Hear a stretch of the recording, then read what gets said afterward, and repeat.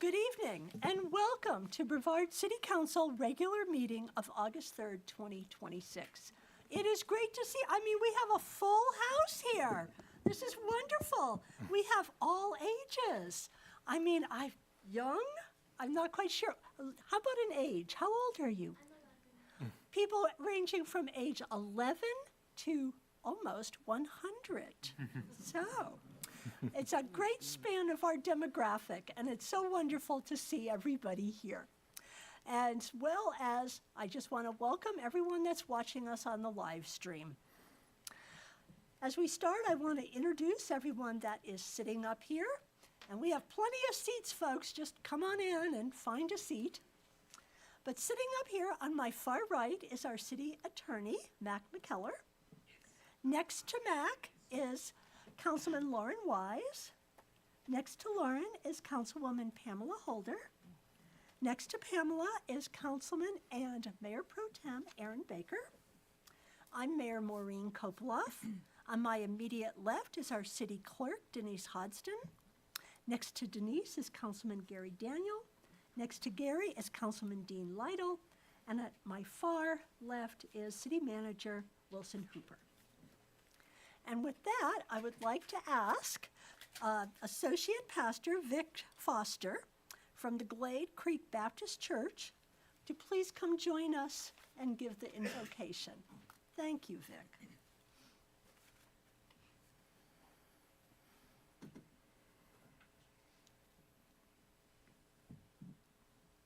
Good evening, everyone. Thank you for this opportunity to come and say a prayer before the council, knowing that we all need prayer.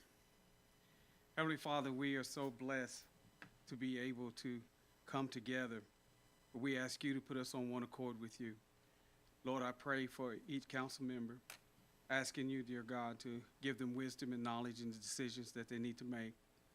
And we ask you, dear God, to have your way with each and every one of them. It'll be a blessing to this town, blessing to every community, and that whatever they need to do, that you will guide them spiritually. And Lord, when everything is said and done, we're going to be careful to give you the praise, honor, and glory. In Jesus' name we pray. Amen. Amen. Vic, could you tell us a little bit about Glade Creek Baptist Church? Yeah, Glade Creek, we are a spirited church. We love to praise God. Most of all, we work on ministry.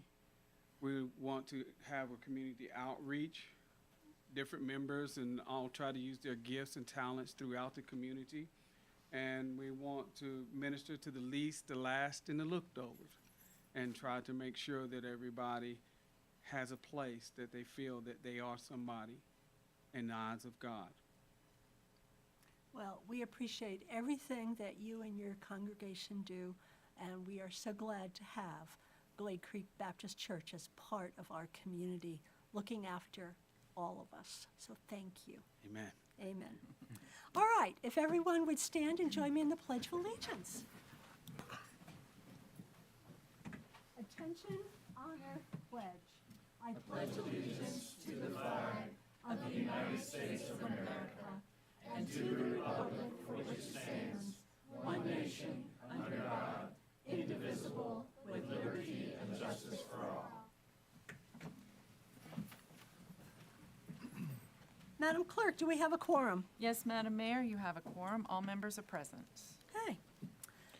Council, you have the draft agenda. Are there any proposed changes to the draft agenda? Mayor, I request that we remove item M1, Municipal Service District Task Force Proposal, and add a new item, I1, Caches Valley Road Sewer Extension. Okay. Any other proposed changes? Okay, Council, do I have a motion to approve the amended agenda? So moved. Do I have a second? Second. All in favor? Aye. Opposed? The approved modified agenda is approved. Okay. The minutes. We have the draft minutes of the April 10th, 2026 budget workshop. Are there any corrections or modifications to those minutes? Do I have a motion to approve those minutes? So moved. Do I have a second? Second. All in favor? Aye. Opposed? Those minutes are approved. We have the minutes of the July 20th, 2026 regular meeting. Are there any proposed changes or modifications to those minutes? Do I have a motion to approve those minutes? So moved. Do I have a second? Second. All in favor? Aye. Opposed? Those minutes are approved. All right, we're going to move right into awards and recognition. And we have a couple of very special things, actually 3 very special things that we are doing this evening.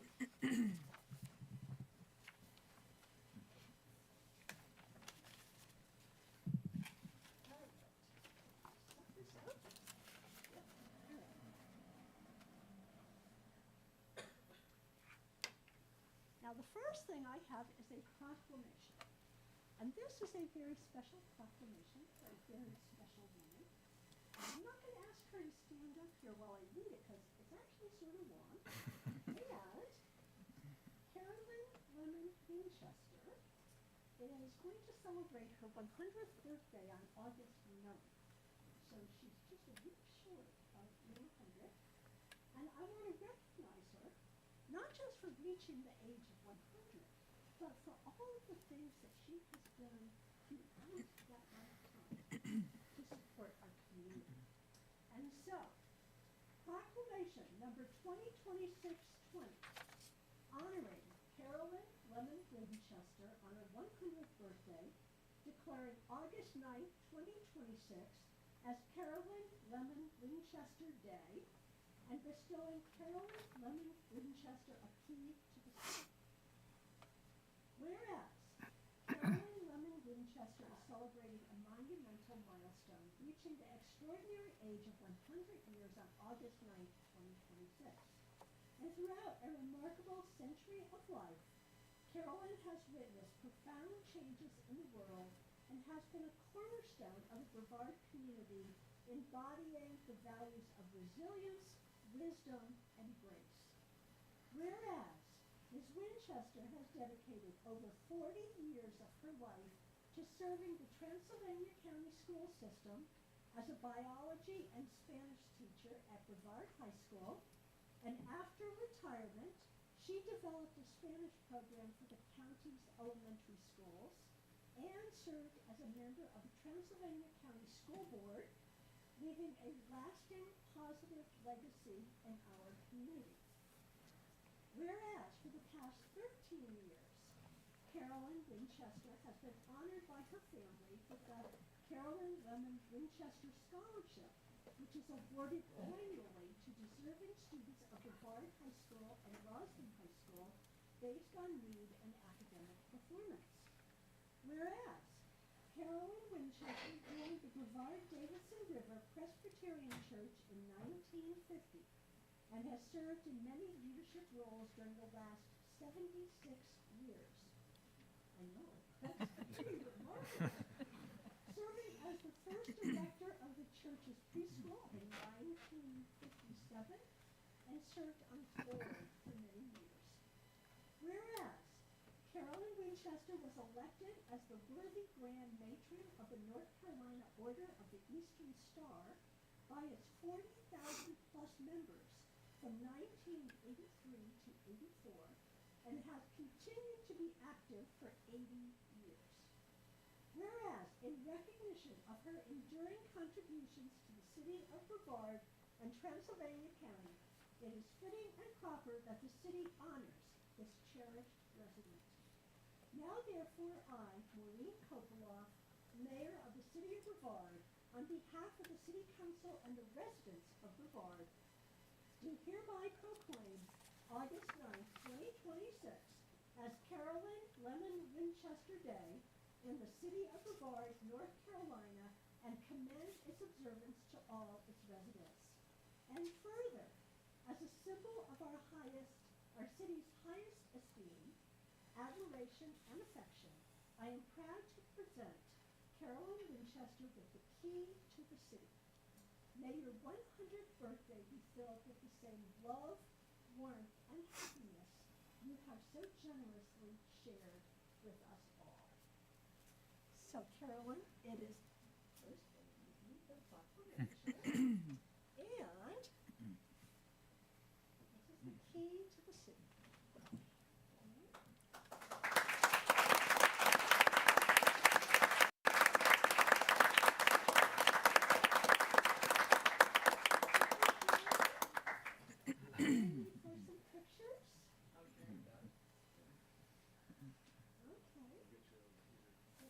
Here, we'll stand right there.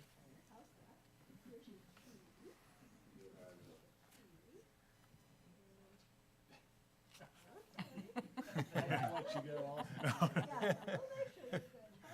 all right.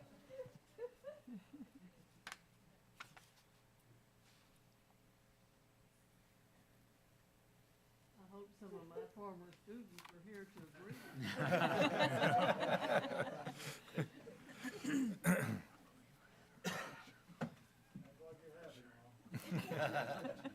Probably could. Would you like to make any comments? It's your turn. But I have never been so honored before unless I can put my 5 children just ahead of me. But I have came to Brevard as a school teacher, married a Brevardian, and I've loved having Brevard my home for many, many years. Raised 5 children here to go through the Transatlantic school system, and I have to say, I taught them all, not because I wanted to, but because I was the only teacher of biology. Those were the worst grades I made. And I earned them. I'm so grateful for this honor. There are many more deserving of this than me. I was just a regular classroom teacher and biology and chemistry teacher and directed a few of the plays, and now I'm retired and enjoying doing just what I want to do if it's nothing. But thank you so much. May I give you a hug?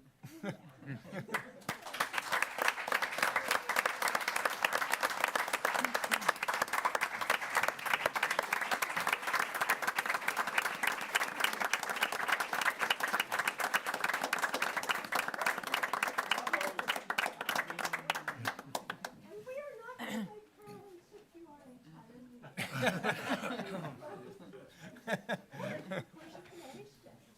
Thank you very much. Sure. Thank you for coming. Thanks for coming. Welcome. Thank you. Thanks for joining your grandmother. Great-grandmother. Great-grandmother.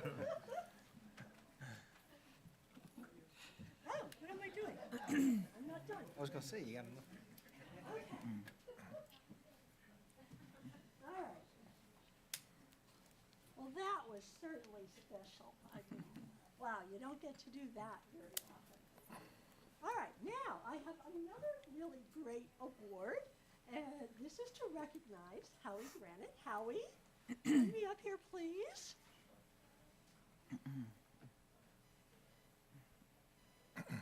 And I am presenting to Howard a certificate of appreciation in recognition of dedicated service to the city of Brevard as a member of the Parks, Trails, and Recreation Committee from January 2020 to July of 2026. Howie, thank you very much. And I want to give you one of my coins. This is the mayor coin. All right, and you get that for community service. Now, Howie, you know, a lot of people think that when you get on a committee, oh, there's nothing to it. You know, you just go, oh, are we taking a picture? Okay. They think, well, you know, you just go to a meeting and you sit there and, you know, you vote on things. Oh, no. Howie took the level of participation of being on our committee to amazing levels. I mean, he had things that he so believed in that he not only stayed on the committee for 6 years, not only went to the meetings, not only voiced his opinions, brought suggestions, brought creative ideas, but he actually went out and made things happen. He helped raise the money for us to purchase the additional 34 acres of Bracken Preserve. That would not have happened without Howie. Howie developed Brackenfest. Anybody here ride in Brackenfest? Not looking at anyone in particular. No? I was at the starting line, right? You know, every year at the starting line, so that counts. So I was at that. Okay, but what he did was he created this entire event that raised money for Bracken, but it also raised awareness. This gorgeous, beautiful preserve that we have and what we were trying to do. And you may remember that 2 weeks ago we were just out there doing the ribbon cutting for Bracken for the new trails. That would not have happened without Howie. I think he bird dogged every single detail of those trails for years, right? Yeah, pretty much, pretty much. He went out, I think, other than Mac Morrow, Howie is the person that knows Bracken the best. He knows just about every inch of those trails. But he made things happen, and he made things happen, and he made it happen for our community, and he made things better. And that's what serving on a committee is all about. It's participating in local government. And when people say, well, why should I, or how do I make a difference? You do it by getting on a committee and then having the energy, perseverance, and dedication to actually go out and make things happen. I tell people we can make anything we want happen as long as we're willing to work at it. So, thank you, Howie. 6 years. I'm looking for, you still be out there helping us. Okay, and over to you for some comments. Well, thank you, Maureen, and the council and the Parks, Trails, and Recs Committee for the last 6 years. I didn't prepare a speech, I did for the ribbon cutting, for sure. I just probably want to sum it up, and I've had the ability to go and walk with my wife Elizabeth the trail when she was recovering from hip surgery, and be out there riding with friends on the trail and seeing parents with their kids on the bikes, and getting texts from my friends as their 5 and 10-year-old are out there riding the trail, talking with other trail users that are hiking out there, just saying how wonderful it is to have this new section of trail, and it just absolutely met what we were thinking about 5, 6 years ago, to say that we needed to have more equitable trails close to downtown Brevard so people didn't have to drive over the pond to get there. And just warmed my heart being out there over the last few weeks, just seeing the joy of kind of this surreal aspect of, we talked about it, it was a lot of money, we've had so many people from the community that stepped in and helped make it happen. I just felt like I was kind of the quarterback, everybody else wanted to make this new trail a reality. And I'm super grateful to everybody in the city.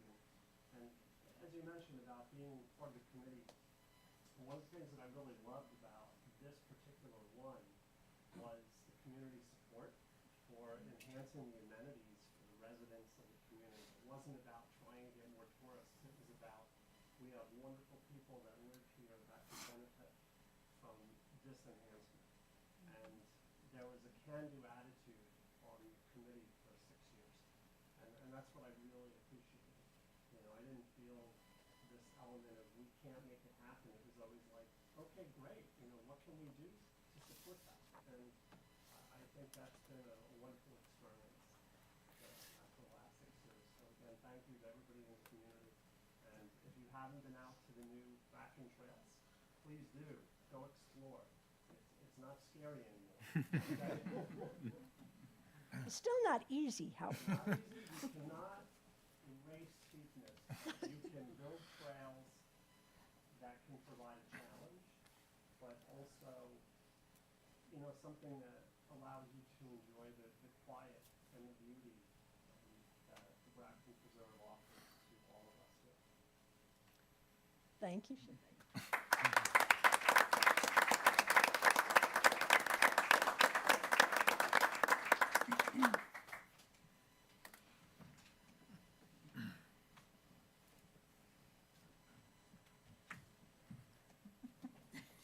Musical position here. Yeah, okay. Ginormous cheer. And I am turning it over to our city clerk, who is going to administer the oath of office to Police Officer Joshua Norton.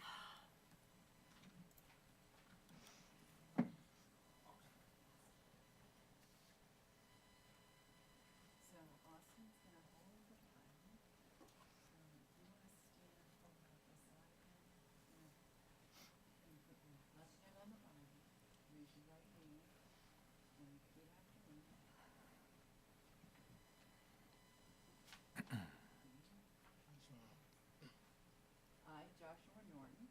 Joshua Norton, do solemnly and sincerely swear do solemnly and sincerely swear that I will support the Constitution that I will support the Constitution and laws of the United States, and laws of the United States, that I will be faithful and bear true allegiance and that I will be faithful and bear true allegiance to the state of North Carolina to the state of North Carolina, and to the constitutional powers and authorities to the constitutional powers and authorities which are or may be established which are and may be established for the government thereof, for the government thereof, that I will endeavor that I will endeavor to support, maintain, and defend to support and maintain the Constitution and laws the Constitution of said state, of said state, not inconsistent with not inconsistent with the Constitution of the United States, the Constitution of the United States, to the best of my knowledge and ability, to the best of my knowledge and ability, and that I will faithfully discharge and that I will faithfully discharge the duties of my office the duties of my office as a law enforcement officer as a law enforcement officer for the city of Brevard, for the city of Brevard, so help me God. so help me God. All right?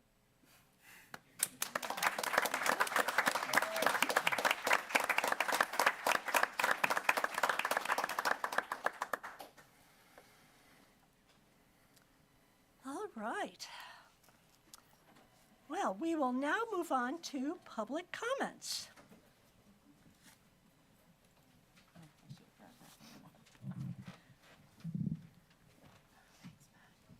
Thank you.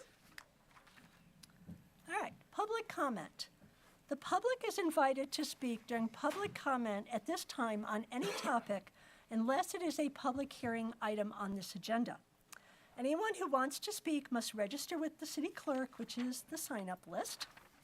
When it is your turn, step to the podium in front of city council, state your name and address clearly, limit comments to 3 minutes or less, and avoid repetition. Direct comments to the full council, not to an individual council member or to staff.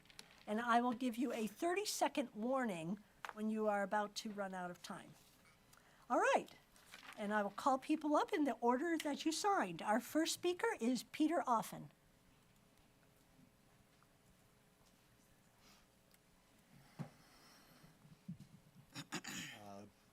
Peter Offen. My address is 67 Willow Drive, Brevard, North Carolina. Good evening, City Council members and Mayor. Today I come with a public comment of caution as you consider criminalizing certain civil offenses within the city. I urge you to consider how this will impact the unhoused population at large. I understand a small group has caused problems, but don't let that small group force your hand to negatively impact a much larger population. As you know, housing is a crisis here in Brevard, in the county, in our state, in our nation. As you work to address this crisis here by supporting affordable housing projects and bringing online numerous affordable housing units, do not undermine that progress by criminalizing and shutting out the unhoused. A simple criminal charge can create a barrier to getting an affordable housing unit, perpetrating a cycle of poverty that harms our entire community. Many of the ordinances you're considering tonight are targeted at very specific behavior that appears to already be criminal under state law. I would urge you to enforce those state laws and instead of making new criminal offenses. I also urge that if you do pass these ordinances, to provide significant oversight to ensure that they're not being used to target the unhoused unfairly. When applying for affordable housing, applicants face background checks or even a trespassing charge. Something very small and petty in most instances can be a barrier to eligibility for that unit that would get them off the street on a path to a better life. For that reason, I urge you to take extreme caution when moving forward with these criminal offenses. Do not undermine your own progress by targeting a larger population that you're working with and working on addressing for the whole county because of only a few people. Instead, work with the service providers in the community, the Haven and the Cove and its leadership to update and implement the plan that was put in place 2 or 3 years ago. These truly address the underlying causes of homelessness and the unhoused instead of simply arresting them and giving them a place to live for a day until they get out and are back on the street in a worse position than where they were previously. The other issue I want to mention very quickly and urge extreme caution on is license plate reader cameras. They're ripe for abuse and present a serious concern for our community, our privacy, and our immigrant neighbors. Data is only owned by the city until a subpoena is issued. The only way to protect that data is to never create it in the first place. 30 seconds. Don't slide down the slippery slope. Thank you so much. Have a great day. Thank you, Mr. Offen. Our next speaker is Rodney Locks.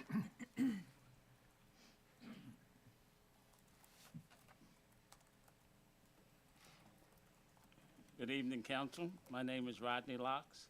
I live at 187 South Rice Street. One of the nicest things I like about Brevard is relaxing on the bench, talking to passerby, whether they are walking on or in vehicles, giving advice about where to eat, places to go, giving directions, and even waving to total strangers. All things you can't do in most cities and and towns. Just so I get it right and don't pass on misinformation, the way I understand it, it is in Brevard, you can drink alcohol openly in the social district, but you need a permit outside of the district. The permit holder is solely responsible for assuring the customer is in compliance with all city and state laws pertaining to the sale and consumption of alcohol beverages. Where can I find the definition of loitering, public places, habitual, loafing? Most people I talk to are confused. I consider myself a repeat loafer because as a retiree, I have plenty of time to sit around and do nothing but talk to passerbys and congregate with friends and strangers, whether they're on public or private property or parking lots. I heard there will be no more cruising or hanging out in Brevard from midnight to 6 a.m. Is that true? I also heard there will be no more loitering in public because you can be mistaken for being a drug dealer or drug user. But I also think it's interesting you can ride an e-scooter or bike on the sidewalk, but you can't assemble or collect or stand to obstruct the sidewalk on the public way. Is it true you cannot carry a concealed weapon in the city, but it appears it's all right on county property like the courthouse, the library, or child development center? Finally, where can I find your city encampment policy? Thank you. Thank you, Mr. Locks. Our next speaker is Doug Powell.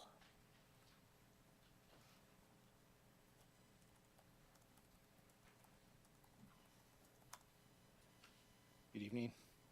The odds are likely that many in this room have had to address some form of addiction, perhaps to help a friend or family member battle that particular demon.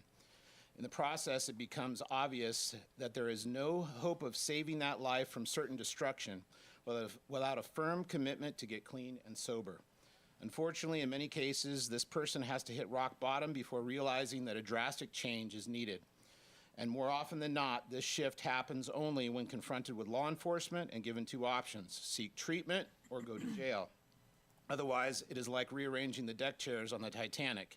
And in turn, the community is enabling these bad habits and behaviors to continue. Living on the streets is not normal.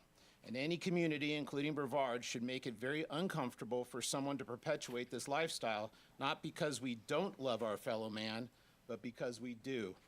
Without principled and steady law enforcement of behaviors that are unacceptable in any civilized society, there is no hope of, one, helping those that are lost, and two, providing the quality of life promised by civil government for those who do play by the rules. And no task force, commission, or committee will ever be effective if they are unwilling to address the real problem. In a previous life, based upon my experience in this arena, I was asked by a friend to help support his efforts to provide practical and proven solutions to his community. Part of this process was canvassing the local businesses and learning what kind of impact these out-of-control behaviors were having on tourism in general and the livelihoods of business owners in particular. One desperate plea was from a general manager at a local family restaurant located along the water.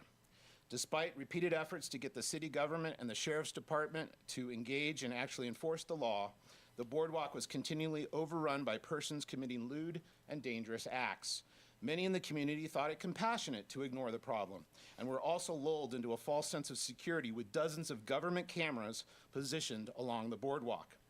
Just a few weeks after my conversation at the restaurant, a known deranged man spent his afternoon badgering and disturbing locals and tourists alike, with many lodging complaints. The sheriff's department mentioned the man, the sheriff's department monitored the man throughout the day on their many surveillance cameras, but did nothing to stop the behavior. A few hours later, that same agitated man walked into the Aloha Steakhouse in Ventura, California, and in a random act of violence, stabbed a 35-year-old father named Anthony Mele 30 seconds. while his 5-year-old daughter sat in his lap. He died the next day. The transformation of Ventura from a safe and desirable tourist destination to a dangerous one happened quickly. The city of Brevard has put a lot of eggs in the tourism basket, and it's a desirable place to live in and to visit for now, just like Ventura was. But ignoring this cautionary tale and pretending to address this issue by any other means than firm and equitable law enforcement will not end well. Thank you, Mr. Powell. Our next speaker is James Veal.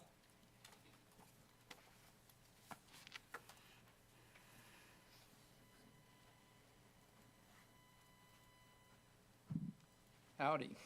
James Veal, 187 Pinnacle Road. Thank you for the opportunity to speak tonight. What a great meeting. What a great bunch of subjects that has come up. And it's really an example of how many different sides of the coin there are. I'd start with saying that the reason I'm here is because Brevard sucked me in. The trees, the quaintness, the smallness, the relaxedness, the cleanness of the air, the things that Mr. Gannett talked about, the walking up Bracken Trail. That's why I'm here. But then I'm going to use the example of peeling back layers of the onion. There are some layers that need to be peeled back and talked about, because that's the reason you're here, is to fix problems. Also, don't be mistaken that I love the trail. Bracken Trail is amazing. Todd Brannon, he's a magician. The integration of that trail with that geography stands out in the crowd. I'm well-versed in Brevard, fairly well-versed in Pisgah, and Bracken Trail is one for the books. It's a really, really fabulous deal. Connecting to the forest, even so. But some of you probably remember why I'm here, because there's problems, and Bracken is part of the problem. The lower 200 feet of Bracken is part of the problem. And it's interesting how you can be on how many different sides of the coin. Well, you've probably been told that the city did nothing wrong when they did the eminent domain. Well, I have a different opinion. I think there's more to the story, and I beg y'all to not believe what you've been told and to dig a little deeper, peel back some of the layers of the onion. The fact of the matter is Bracken is accessed by Pinnacle Road. Pinnacle Road used to be called Mackey Ridge Road because Jake and George Mackey settled up there with their family next door to Isaac Bailey, and they started having babies, and they created this beautiful community called Pinnacle. That's why the road is now called Pinnacle. And up until the trail was built, you could drive. There's 9 pieces of property up there. The city owns one now. 6 of them are adversely affected by the trail, because before the trail was built, you could drive cars there. You could go to the grocery store, buy groceries, go back to your property, and unload them. But since the trail got built, you can't. That's a fact. Please, I'm begging you, dig deeper, ask some questions, and y'all are uniquely positioned to be able to solve the problem more than anybody else. Thank you. Thank you, Mr. Veal. Our next speaker is Adam Perkins.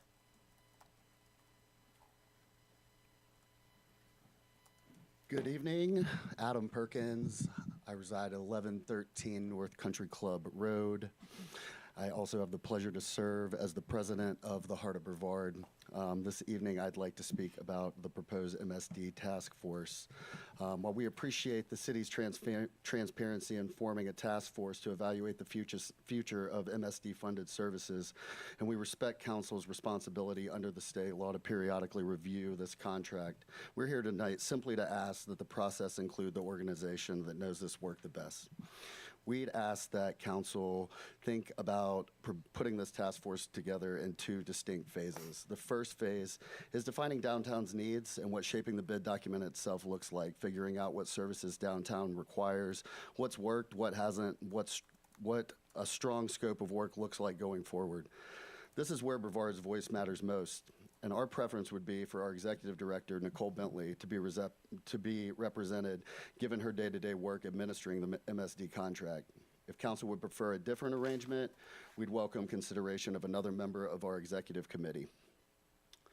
We've partnered with the city and downtown in revitalization for more than 30 years, and we've administered the current MSD contract for the past 4. We know this work inside and out and what it takes to deliver it well, day in and day out.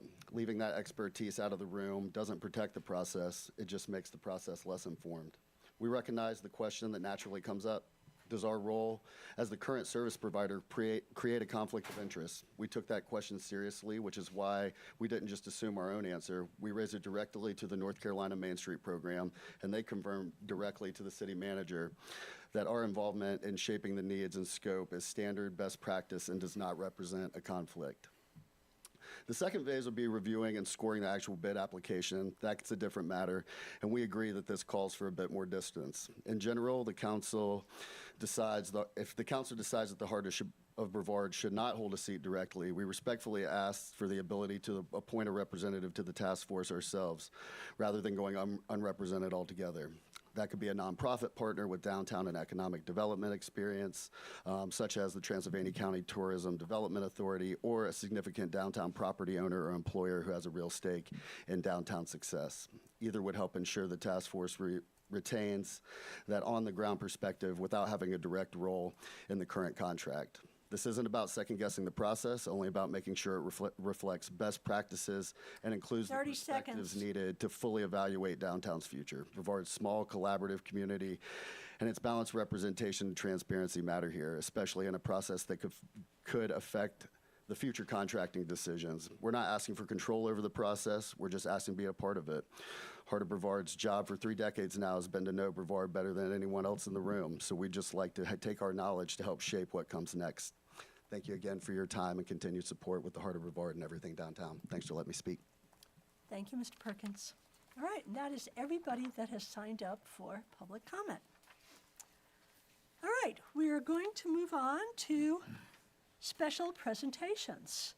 And we have the Caches Valley Road Sewer Extension presentation that, Mr. Manager, is that you? Ma'am, I'll ask the staff to bring up the table with the funding strategy up on the screen, please. Council, this isn't really a special presentation. This is just a regular agenda item that we need to hold early in the meeting so that we can incorporate your decision into our grant application, which is due in... At 11:59. It's a follow-up conversation from your last meeting where you gave us permission to apply for HUD's pro-housing grant, which, if awarded, would build a 26-home project on the formerly city-owned property off Caches Valley Road that we deeded to Housing Assistance Corporation, or HAC, last year. And unlike our other affordable projects, these would be for-sale homes. And so it would help folks in those neighborhoods buy homes and start to build that generational wealth that is at the foundation of the importance of home ownership. We're asking your permission to redirect around $88,000 of city dollars from various other sources that you can see there on the screen to the Water Sewer Fund to pay for the extension of utilities down Caches Valley Road from the vicinity of the Mary C. Jenkins parking lot to the foot of the now HAC-owned property next to Public Works Building. From there, the county's pledged money will extend the utilities up the hill into the property where the houses will eventually be. The locations that I'm recommending on the screen are in front of you, as you can see. Some from the Water Sewer Cap Reserve, some from Rosenwald Fund, and some from Water Sewer Operating. This is necessary because the cost of things, as you can imagine, is higher than anticipated, and we suspect that the sum of the county's, the totality of the county's contribution will now be needed to extend the utilities up the hill. And so we need to help out to get the utilities to the property. And so in order to make our application as competitive as it can be, we want to include this match in our application this evening and help this project keep its momentum if the money is awarded. And so I've recommended 3 sources, again, as you can see there on the screen. And I've also included for your information the remaining balance in each of those funds after this contribution is made.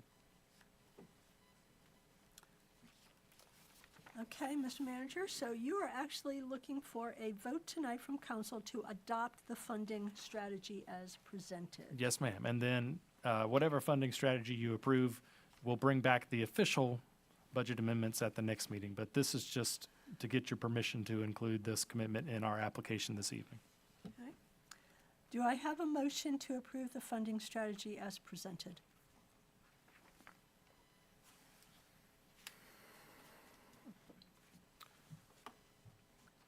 Okay.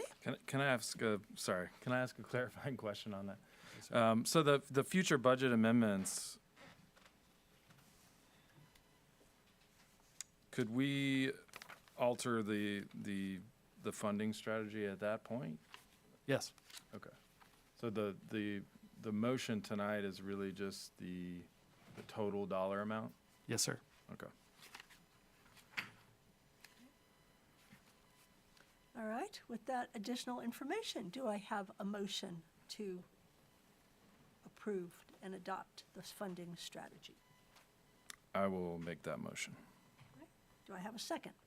Oh, second. Okay, we'll open it up for additional questions and comments. Mr. Baker.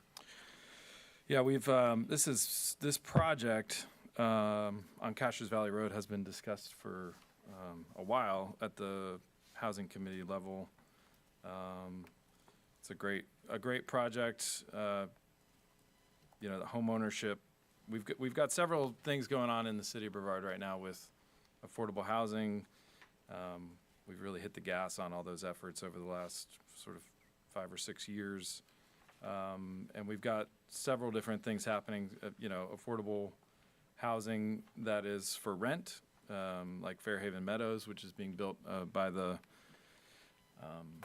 roundabout and should be open by the end of the year.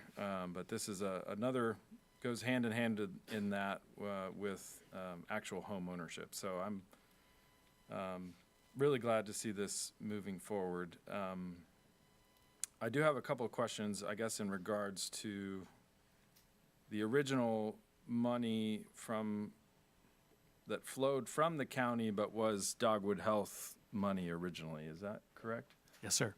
And was the intent of that grant from the county's perspective to actually build the entire section from wherever it needed to go to the development? So I'm uncertain. When we first started talking to them about that, we anticipated paying about $40,000 of our own money to extend this utility to the foot of the property. But then they pledged a little bit more than we were asking for, and so we thought that would cover both the extension we're talking about here and the construction up into the property. But as we started getting the quotes in, we realized that that their contribution looked like it was going to be insufficient to do both. Yeah. And so we're stepping in. I'm asking you to step in and cover this portion of it. Okay. And just for the public, we discussed this again at the housing committee, but I remember we talked about the Housing Assistance Corporation already had a list compiled of folks that were interested in the program. Is that correct? Last I spoke to them, they had 69 on the wait list. Okay, So I don't know if it was necessarily for this exact property, but for homeownership in Transylvania County. right. And I think that's important to note that, you know, we're talking about 26 homes here, and we already have, almost three times that on the wait list. And the other thing I'll note on that is that while, you know, fair housing practices certainly prevent you from restricting who can sign on to a wait list like that. Like, you can't say, like, only people that live in Brevard are allowed to be on this wait list.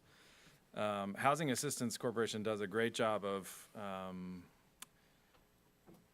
guess for lack of a better word, geo-targeting where they're advertising that wait list. So they've done a lot of outreach in Rosenwald particularly already, and they've obviously had a great response from that. So I'm excited to see this move forward. Ms. Holder?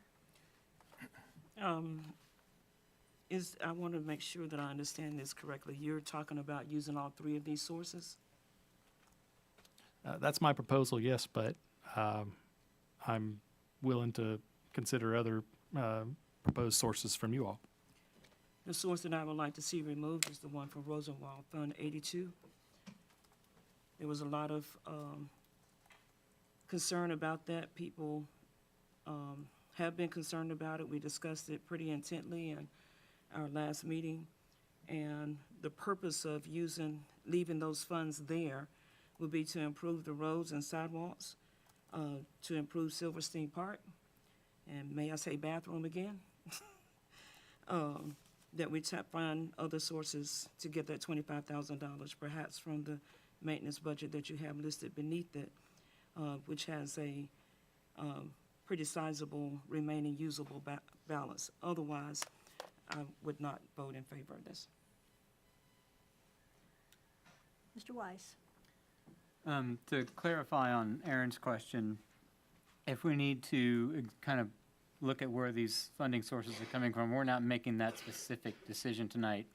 We're more approving that we need the 88,400, is that the bottom Yes, sir. line number? Yeah. That's correct. I will say that the maintenance budget line, I think that is a large number. I am confident that money is allocated. I do want to share with the council what that money is intended Yeah. for. And that was the non-revenue water efforts that we talked about extensively during the budget process, and 2 new trucks for our water and sewer maintenance crews. And so I might be able to fudge a little bit more from that line item, but we would be possibly putting those things at risk if we took too much from it. Outside of that, I think this is a fantastic opportunity for our community. I mean, this is huge for home ownership for people who would never have a chance to even, especially now, consider home ownership. So it's an exciting project. That's all I have. Mr. Daniel? Yeah, I think this is a great move. Excuse me, I'm losing my voice, but I'll carry on here. But one of the things that I have observed is the lack of development from outside sources, developers in Transylvania County and our area, and bringing these folks in to do this project, to see them succeed, I would hope would give an example to others that they can succeed as well, and would hopefully open some doors to see more development of affordable housing of this type in Transylvania County and Brevard. So I think it's great. Mr. Lytle? Again, I'd echo, it's a great program. The numbers that I've gotten are that there's 25 applications that were submitted from folks who are already in Rosenwald. 5 of those have gone through the complete process, and only one has ended up on the list in terms of, being eligible.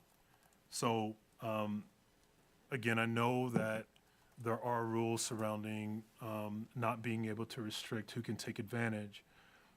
My first question is, and you may not be able to answer this now, I'll ask the city attorney, but if we were to allocate dollars from a specific fund, is there any wiggle room in that to be able to allocate a certain number of homes, first come, from folks from that area?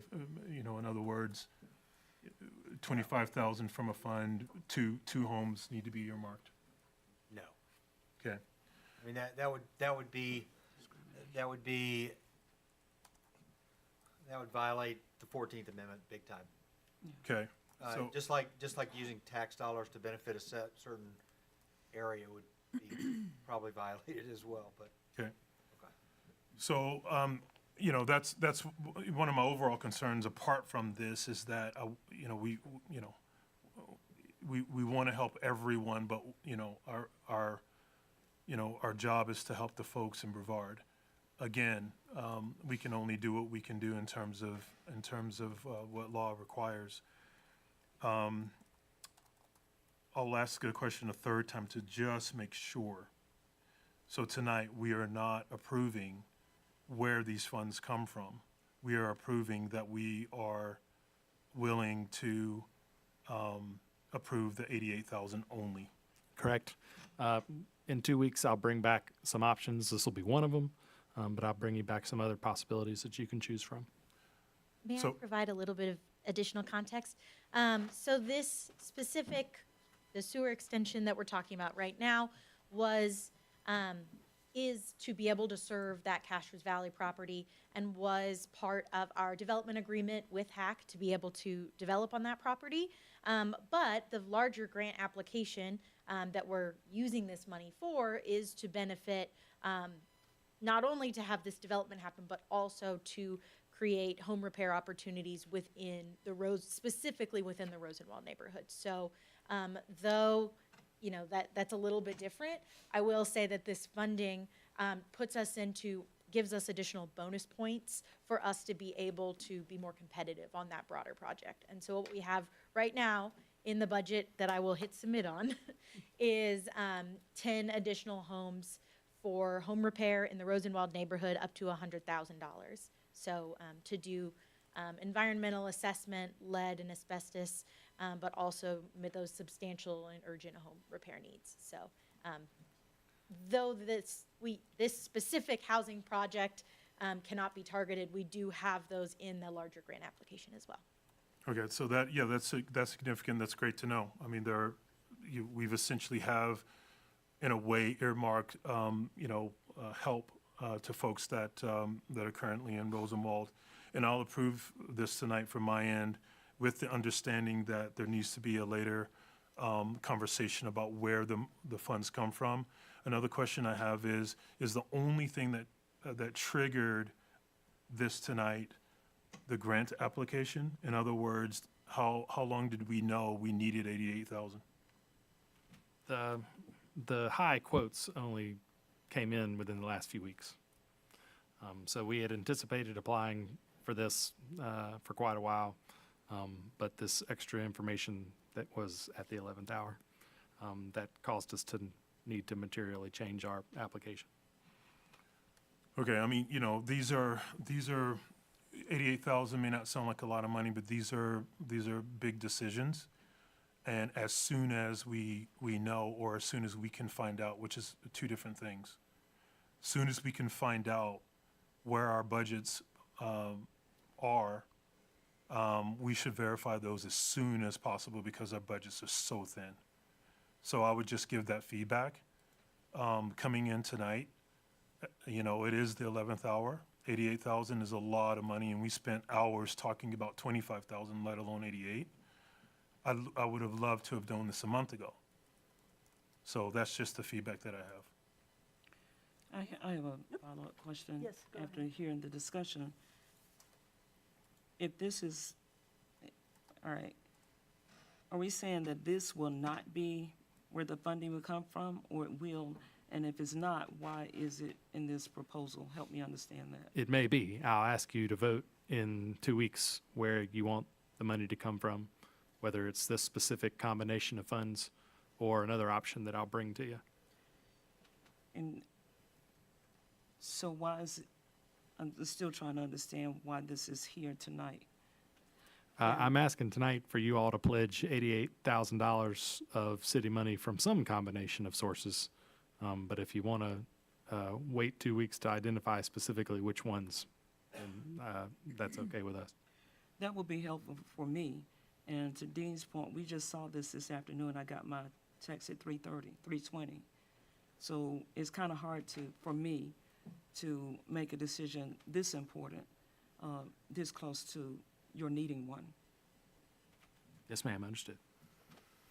Can I ask a question? So when this comes back, I'll just clarify that my motion was to approve the $88,400, not where that funding would come from, with the understanding that that will come back as a budget amendment in 2 weeks. Can I just further clarify that budget amendment? How will we see that in our agenda? I'll put that on, it will not be on consent. It'll be on one of the regular parts of the next agenda. So, new business? Yes. Okay. Or maybe unfinished. Yeah. Okay. But thank you for clarifying your motion, Councilmember. All right. There are no additional comments. I will call for a vote. All in favor? Aye. Opposed? Motion passes. All right, we will move on to our consent and information. The following items are on the consent agenda. 1, property tax releases of July 2026. 2, Public Safety Committee meeting minutes June 22nd, 2026. 3, Finance and Human Resources Committee meeting minutes June 22nd, 2026. 4, Finance and Human Resources Committee meeting minutes July 14th, 2026. Do I have a motion to approve the consent agenda?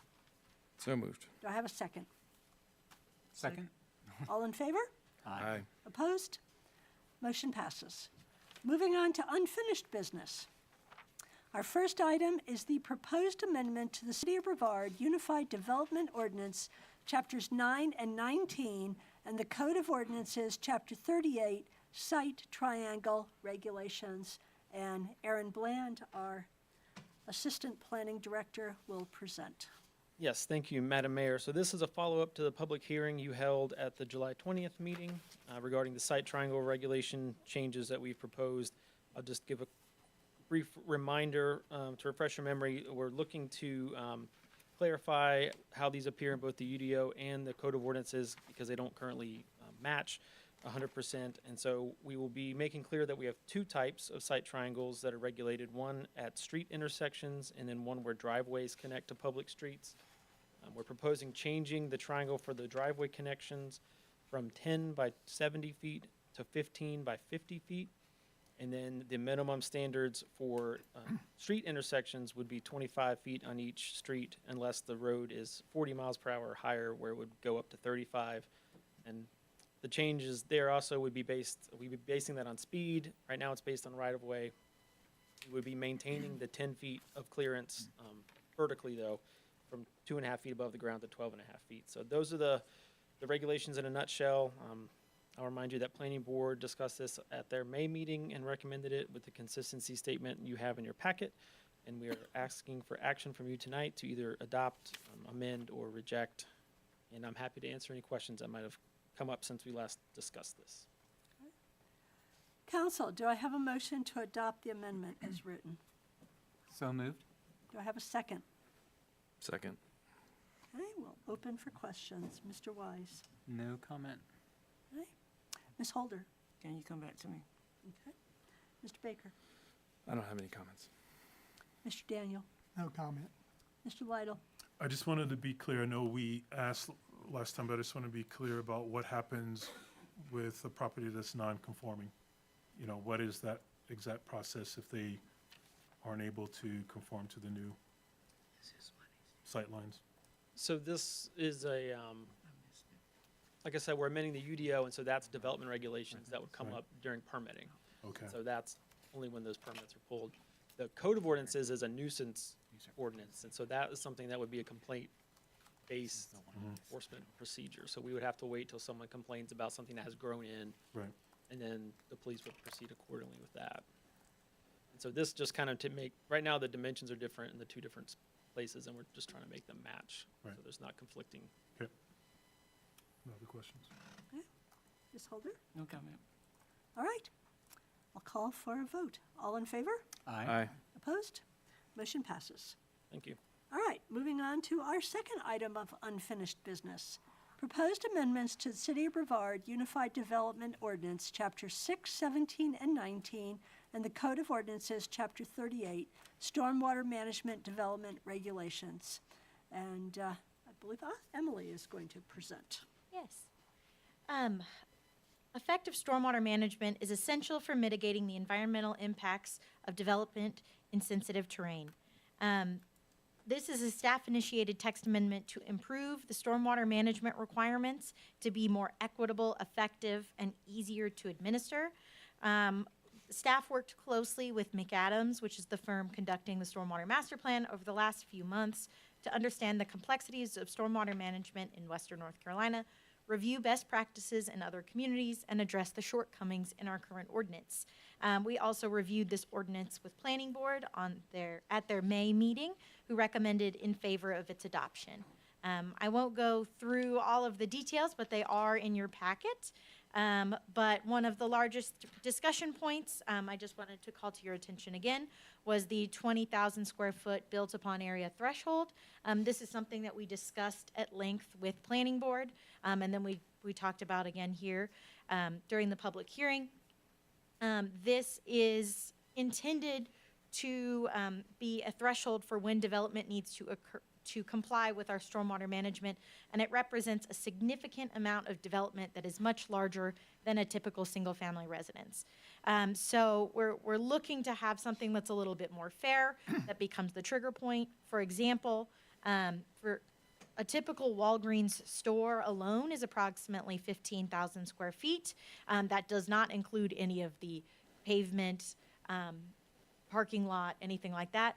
Our current Food Lion is 34,000 square feet, just the building. So just to put in perspective a little bit more why we're doing this. This is consistent with many elements of our comprehensive plan, but also the newly adopted Green Growth Audit Addendum. And that's partially why we were able to do such a holistic rewrite and review of this entire section.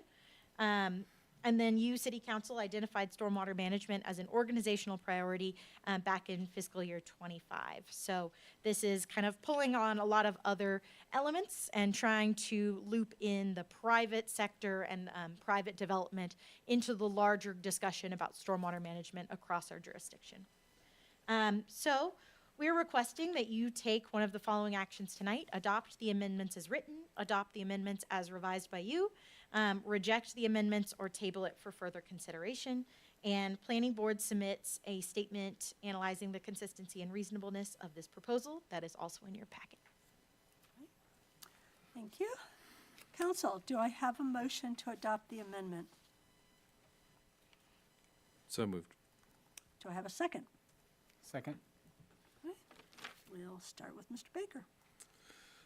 Yeah, I'll just say what I said last time and say that I appreciate the focus on equity here and not punishing certain developments just because they might have the word multifamily in them, and focusing instead on the actual footprint of the development itself and how much stormwater they would actually create. Just one question. I know that as a part of a state law that has passed, the same law that got rid of parking minimums statewide, there were some stormwater provisions in that. Does any of this overlap? It does not affect this at all. Okay. Then I'll just say I'm looking forward to seeing the full stormwater plan And as I've said before, particularly the recommendations on how we structure our, the fees to be sure that they are as equitable as our rules are. So that's all. Mr. Lytle? Once implemented, is there a plan for like an appeal process, hardship? No appeal process for anyone that? Stormwater? Yeah, Well, no, not for the development regulations themselves. So Okay. these would not be retroactive. It applies to all new development that's Oh, okay. occurring. And so Okay. we would, anytime somebody comes in with an application, Hmm. our thresholds are if you disturb more than an acre of land, if you cumulatively add 20,000 square feet or more of built-upon area, if you're a property that's subject to steep slope, or if it's a condition set by the Board of Adjustment or City Council. So it's really looking at all new development that's occurring. good enough, thanks. Mr. Daniel? No comment. Ms. Holder? No comment. Mr. Wise? I'll just say that one thing that's really nice about this is it's pretty proactive, and it kind of rethinks about strategies moving forward that, you know, in the past, we've historically kind of used a outdated way of dealing with stormwater, so this is actually a nice ordinance to grow into in the future. All right, we have a motion and a second. All in favor? Aye. Opposed? Motion passes. All right, our third item of unfinished business is the proposed amendments to the City of Brevard Code of Ordinances, Chapter 42, loitering, trespassing, public intoxication, and hours of operation. And City Manager. Yes, ma'am. Mayor and council, just a reminder, this action would reattach misdemeanor penalties to certain offenses in our code of ordinances that up until now have been civil penalties. This is in response to an observed uptick in these offenses and some feedback from constituents that our civil tools weren't effective at deterring these behaviors, which have quality of life implications for our residents and visitors. At our last meeting, you asked us to bring back some data, so we have, but I want to clarify what exactly we're going to show. There was a newspaper article that implied we were going to be bringing some data back on homelessness in general, but that's not how we understood the direction. We understood it to be the number of these kinds of behaviors that we observe in the field, and then the kind of interactions that our police have with presumed unhoused people. And so that's the data that we are bringing back today. You also ask us, and we're bringing back a comparison between local ordinances and state law, and where one might give us a tool that the other doesn't. And so I'm going to throw it over to Chief Wenzel and Deputy Chief Bonanno and let them give you a presentation that includes this follow-up information. Thank you. It should be on the computer there. Yeah, your PowerPoint there. Go to your PowerPoint there, Christy. At the bottom. I gotta be smarter than the Nope. PowerPoint. Nope. other One more. That one There you is go. PowerPoint. There we go. We'll start from the beginning. Okay. As the city manager said, we've brought back kind of a breakdown of the proposed changes to the Chapter 42 of the Code of Ordinance.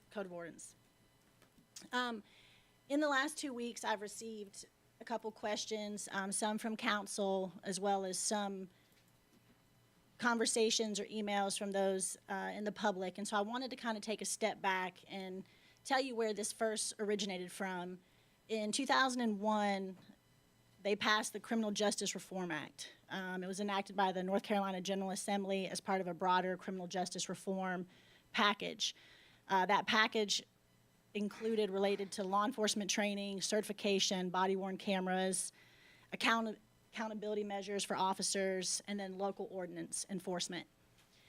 Basically, what this Reform Act did was it changed the default penalty for most local ordinance violations from a criminal offense to a civil or administrative violation unless the municipality affirmatively restored criminal enforcement. The purpose behind this Reform Act in that regard was to encourage local governments to carefully evaluate which ordinances truly require criminal enforcement and was also designed to reduce unnecessary criminalization of minor local ordinance violations while preserving local authority when needed. As you look at state law, what gives us the authority as a municipality to create a misdemeanor violation is North Carolina General Statute 14-4, violation of local ordinances to misdemeanors. And the law states, except as provided, if any person violates an ordinance of a city or town, he or she shall be guilty of a Class 3 misdemeanor and may be fined up to $500, provided the ordinance expressly states the penalty. So as we go through the PowerPoint today and we look at what we are asking of you, Mayor and Council, one is to amend the ordinances, two, to expressly adopt the language in North Carolina General Statute 14-4, and then designate the violation as a Class 3 misdemeanor.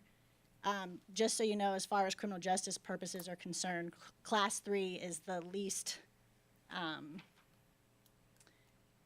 it's the lowest level of non-felony charges that you can have in the state. So the ordinances that we're looking at for the city is 40-23, consumption or possession of alcoholic beverages in a public place. 42-5, trespass on posted property, loitering generally.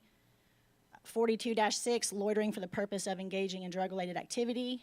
42-14, carrying concealed weapon on or near city property. And then 40-17, designating hours of operation for the city. As we look, and this is kind of small print, and I apologize for that, the UNC School of Government advises that it's best when we can, if we do make an arrest or make a charge, is to do it under state law or general statute. That's generally better for prosecutorial purposes. There are certain laws in the state, or lack thereof, that ordinances would be more appropriate if we had criminal penalties attached to those ordinances. So for instance, for trespassing, there is a state statute. Anytime that we deal with trespassing in the city or we make an arrest, we charge under statute. State law covers unlawful entry or remaining after notice. While a local ordinance would be helpful, it will allow the city to establish and enforce operating hours for parks and all city properties. As we look at loitering or panhandling, the state law is limited and peaceful solicitation is generally protected. In terms of loitering, the law allows us to charge people for loitering if they are standing on main traveled roadways, shoulders, medians of any state highway or street that interferes with traffic. So where the ordinance will help us is we can address specific behaviors such as blocking sidewalks, threats, unwanted touching, or aggressive conduct by individuals that, for lack of better terms, may be loitering or have not been trespassed from various properties. We look at intoxicated and disruptive. This is also a North Carolina statute that addresses intoxication combined with disruptive behavior. The local ordinance may not be needed because the state statute can fully apply, and we can usually articulate under that statute. As we look at open containers, state law mainly addresses open containers in a vehicle. This will allow the city to regulate alcohol in parks, sidewalks, streets, and other public spaces outside of the social district, as well as able to enforce laws within the social district that we require to have said district. And then finally, concealed weapons on city properties. I did receive a call from the sheriff and some other concerned constituents where they felt that we were fully limiting individuals' rights to carry within the city. Quickly explain that that was not the intent of this. This was basically a no weapons allowed posted on city properties. So state law regulates concealed weapon in certain prohibited locations. The ordinance will allow the city within state law to identify and properly post specific city facilities where weapons will be prohibited. So that's kind of the difference between where we have the state laws and where the ordinances would also be helpful for us as law enforcement. So as we were looking for the last 2 weeks to get the data that you requested at the last council meeting, I will admit 100% there was data collection challenges that largely comes with how we document in what we have is called computer-aided dispatch, or CAD. And that is on the part of both the officers as well as dispatchers, what information gets logged or stored in CAD. There was inconsistent documentation, which affected the accuracy of statistics and a trend analysis. Some of the common issues included names entered with different spellings or aliases, getting out with subjects that were not notated or documented in CAD, radio traffic not being fully logged by dispatch, where officers felt dispatch was logging the information. It wasn't, and so neither dispatchers nor officers logged certain information, and then officers not documenting contacts or adding case notes. So the documentation inconsistencies made it somewhat difficult to accurately identify repeat contacts and quantify resource. So what we did is we took 1 month at a time. So it was a pretty big lift. We went through all of the calls for service in our CAD from July 1st to July 31st. And of those, we separated out the specific calls for service that would relate directly to the ordinance changes that we are asking for, as it related to trespassing, loitering, intoxicated or disruptive persons. We also looked at welfare checks. We get a lot of calls that come in as a welfare check. They feel there's somebody passed out on the sidewalk. Can we get a welfare check on them? We don't know if it's medically induced or it's possibly impairment from drugs or alcohol.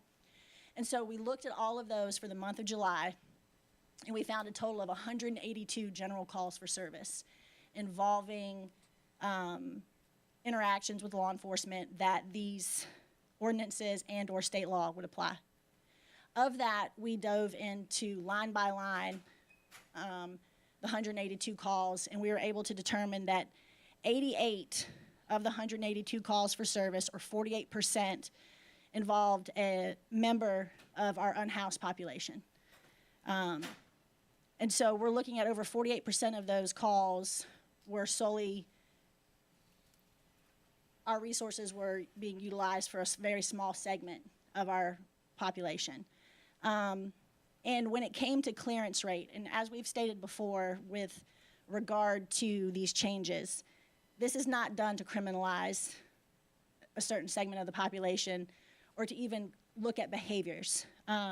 If you look at our clearance rate, 91% of those calls were cleared by verbal warnings, social referrals, referrals for service, or no action needed. The officers made contact, they checked on them, everything was okay, and they went back into service.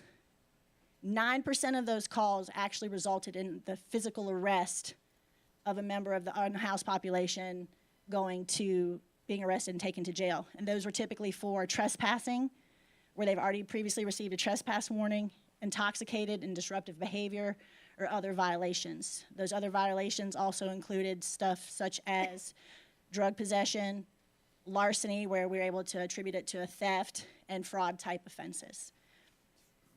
Looking at the numbers, again, we haven't had time to do that type of deep dive or heavy lift into all of the other months, but I pulled the similar type of offenses to see if there's a general trend. So in July, we logged 182 general calls. June, we logged 153. May, we had logged 188. And in April, we had logged 125. So as you see, they're kind of, it ebbs and flows, but those are the amount of calls for service that we responded to related directly to the issue at hand. Moving forward, if this were to be approved and passed tonight, obviously the biggest thing that we are looking at from an administrative level is our data collection improvements. First and foremost, we've already met with Mr. Sexton, who is the OCD director, for our communications, and we have developed new CAD clearance codes that will allow us to quickly identify whether these type of calls concern our unhoused population. And I will have it known before we clear a call with an unhoused population clearance code that is vetted by the officer to confirm that the individual they are speaking with is part of our unhoused community, and that's going to be done through personal contact and then also in investigative measures to vet to make sure that nobody is being clearly or inaccurately labeled in our CAD system. Officers have been directed to log all individuals contacted in CAD, not to rely on dispatchers to do that, to ensure that we have accurate picture of who we are interacting with. We have reinforced documentation expectations with our patrol staff, and we are working with Mr. Sexton to work with our dispatchers. In the next coming weeks, we have developed or are developing a daily watch commander report where our squad commanders will provide a report nightly that talks about detailed shift activities and the calls for service, so we have a bigger picture when we come in the next day, and then that way future reporting will be more accurate and provide council with a cleaner picture of what our police resources are being devoted to and how they affect quality of life issues. Any questions? Okay, thank you, Chief. All right, I think we'll open this up for questions and discussion before I ask for a motion. And we will start with Mr. Daniel. I have a couple of questions. I mean, I understand your report very well. Thank you for that. And I have some knowledge of some of the situations that we, or that you have encountered. What I did mention at the last discussion that some of the city-owned properties are not listed here, and I see they're still not listed here.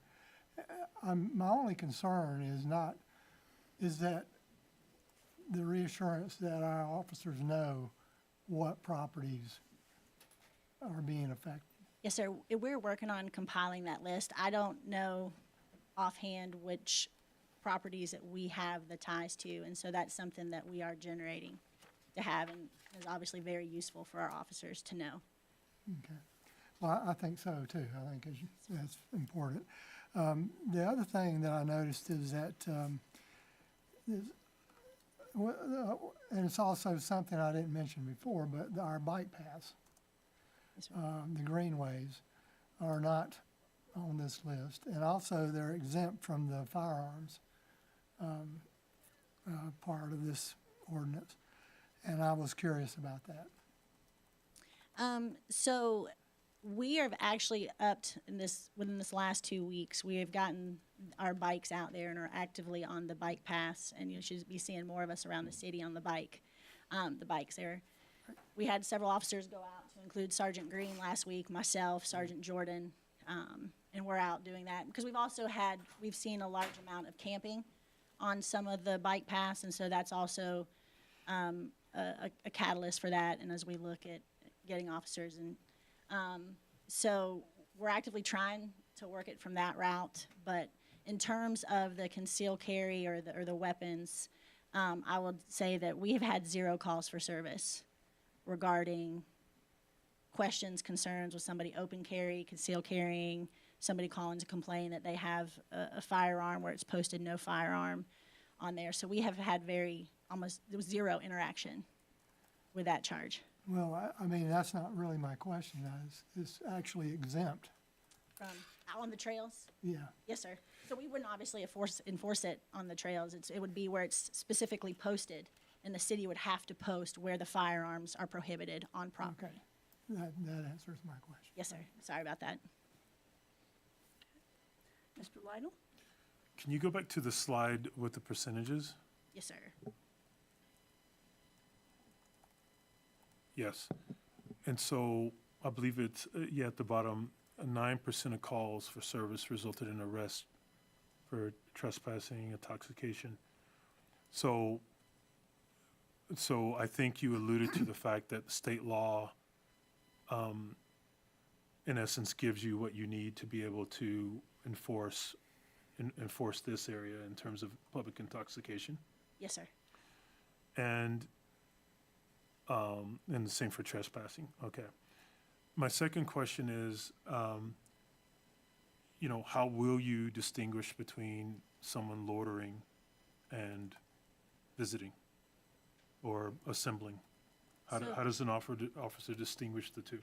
So that is going to be based on the investigative case-by-case incident. So it's the officer determining how long they've been there, what their purpose in being there was, who the complainant is. Usually the ones that are loitering are not the ones calling us, so we get a lot of information that will come from the complainant. So it's going to determine what the information is up front prior to our response, what they're able to gather from parties on scene, and then they'll make the determination whether it meets the threshold for loitering. And it could be something to where if they're hanging out and the individual says, I don't want them in front of my storefront, or I don't want them on my property, they've been here for X amount of times, then that's when we would initiate the trespass letter warning and let them know and go that route.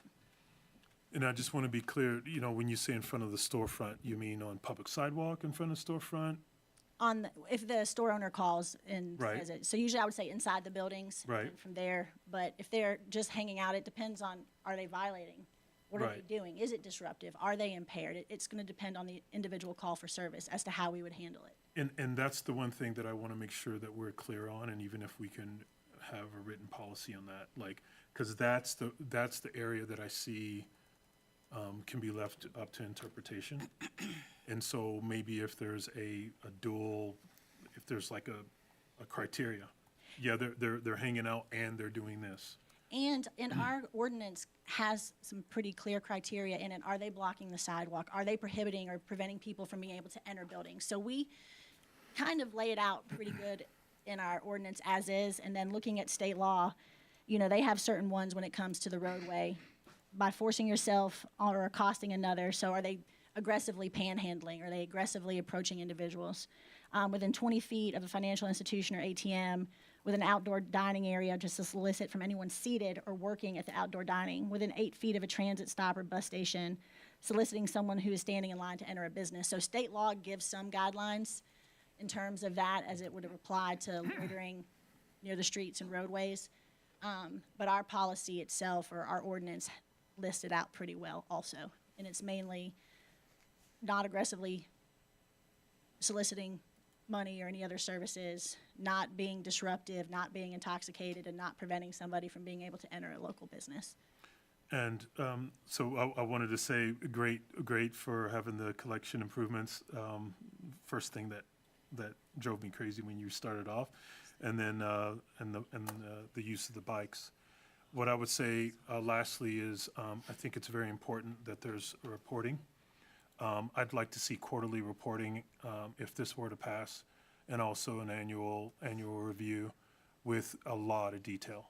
You know, again, some of the detail that you gave tonight, but over the course of, you know, each month, and that'll also, it would seem, that's that extra incentive to make sure that the data collection has to be right in order for you to do that. Otherwise, that's a nightmare. Oh, yes, sir, Yeah. 100%. And I'm in full agreement with the quarterly review as well as the annual review. And as we look to become accredited with North Carolina, that will be one of the requirements to meet accreditation. Is there's a substantial number of annual reports we will have to submit that are detailed in documenting our efforts. But the quarterly reports, this is kind of, as we approach different issues and concerns, it kind of stuff comes out of the woodwork. We're like, oh, okay, well, that's not being done well, or that's not being done to the expectation and standard that we have.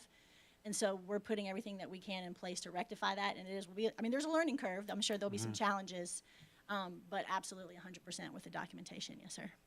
And sorry, one more thing, you know, and lastly, both for public and myself, just to be very, very clear, with the change of you know, of the code, what is it? Can you articulate what is it that this will allow you to do that you're not allowed to do today that would help, right, that would help officers? So it gives officers, first and foremost, a little more clarity. One of the biggest things is the operating hours. We're looking at 6 a.m. to 10 p.m. or what hours the city has. So they have a clear delineation as to what and when certain things can be enforced. Also, if you look at clarifying stuff with loitering, it gives them just a little more legal backing to make decisions should all other efforts fail first. Obviously, by looking at our stats, 9% of these resulted in arrest. We're not out here to do this to overly harass or to lock folks up. This is designed to, once we ask you, we try to convince you, we try to refer you to services, get help, if you continue to violate and not abide by a lawful request, this will give them the opportunity to make an arrest, but to also make an arrest at the lowest level of charge that we can Right. with an individual. It's a Class 3 misdemeanor. And are the warnings written? So usually it depends if the trespass warnings, they are written. The other verbal warnings is usually OCD log that we gave them a verbal warning. It's a clearance code, so they'll come out and say it's verbal. Very rarely do we do written warnings, because that would be like a traffic citation, which ultimately would probably just end up in a littering charge. Yep. So, Thanks. Mr. Wise? I'm gonna start with my dumbest question first. Can you just tell me what CAD stands for? yes, sir, it's computer aided dispatch. Great. So anytime you call 911, they're logging it in the system, and that's what comes to our officers in their cars. So they're able to read CAD notes Okay. as the dispatcher takes calls for service. So thank you for the presentation. I talked to you earlier today because can get confusing. I'm still very confused about the state and how they view law enforcement, but that's not our problem here, or we're trying to solve that problem. A couple things. One, for intoxication, I've heard a lot about the social district and why people are allowed to drink in the social district. That's a straw man argument. There are really strict rules around the social district and how you're allowed to consume alcohol, what you have to do. And so I think that is it's really a straw man. These are two completely different things. Two, 48% of our calls were attributed to unhoused. That's a shocking number. That means 52, though, % were not attributed to, at least not known unhoused. So I don't like framing this as a conversation about the unhoused. This is a problem that's happening with our entire community. Matter of fact, from these numbers, potentially more housed, I guess, people are committing these crimes than unhoused. So to me, this is a way to help law enforcement get to an end job to protect the community as a whole. And I've just been hesitant to just frame it as an unhoused issue. I want to make that clear for me as well, because it's easy to fall into that kind of thinking, because that has been very prevalent in our mindset recently. But even the data shows that this is not a problem exclusively to that small group of people. And then I had one other question, I thought. Maybe I don't. I don't have any other questions. That's all I got. Okay, Ms. Mrs. Holden? Mayor, I apologize. I have a follow-up just based on what he said before. Just one question. Do you know individuals? Like, you know that there's calls. How many individuals does that represent? How many individuals is the 9%? Do we know that? So the 91% and 9% is total Right, for all right. 182 calls. So, but I will tell you that we have currently on that list, as far as the 88 calls for service, we Right. have 15 known individuals that are unhoused that Right. related to that 88 calls for But- service. But do we know, like, of all the calls, how many people, how many people are repeat calls? Like, there's 182 calls for service. Is there 15 people that we're having to go out 182 times for? I would have to go back and do a Okay. deeper dive into that data. That would be But we do have interesting to some, know. Yeah. we do have some repeat offenders, Right. That I guarantee you, majority of my officers can say it's Yeah. this person, this person, this person, and that's who we routinely see. Great, thank you. Sorry about that. Ms. Holder? Thank you. So I think that once, and to his point, in having more frequent reports, since they're kind of just starting, that will help to find out what the outcomes are. And I would like to see what that looks like. Are the repeaters being less frequent? And are the numbers going down? And what do we have to offer them if it is a problem that's beyond what law enforcement can do, where maybe it's a problem that they need other resources?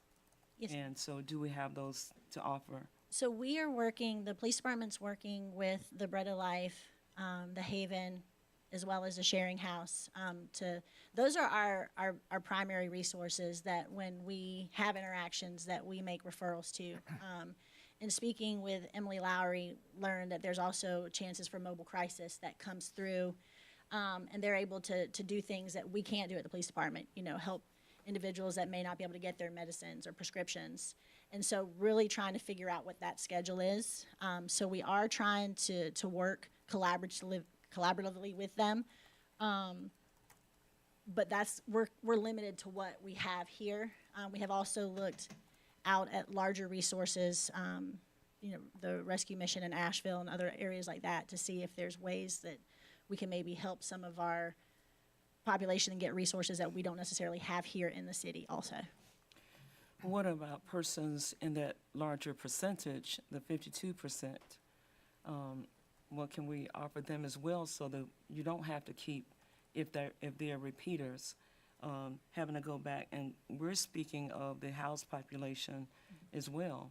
It's very similar to what we offer our unhoused. The Bread of Life does a lot of with their food meals and prep to help those families, and same with the Sharing House. Okay. Can you compare social district consumption with otherwise consumption?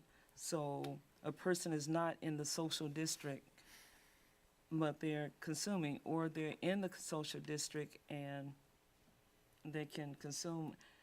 The majority of the calls, we see issues typically within the social district when we have our festivals. That's really the only time that we have any kind of alcohol concerns within the social district and how it's being operated.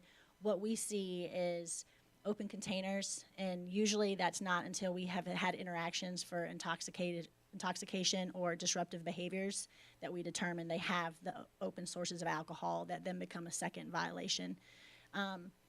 And usually that's one where it's kind of like we tell them pour it out and throw it out, and we don't look at charging that. We're looking more at the behaviors as opposed to violating an open container law. But I can tell you that looking at July, there's been no social district violations. All of it is usually brown bagging and open container and drinking in the district and not following the social district rules as far as for consumption. You were wise for asking a dumb question. I'm going to follow suit. I came on. I was wondering about that too. So I came on council, I think, right after social districting had been passed. I don't understand what does that mean? That so they cannot carry an open container in that district. Is that correct? Yes, ma'am. I'm sorry. Chief, will you help me? For the social district, and Mac may be able to help some on this one too, they have Excuse to me.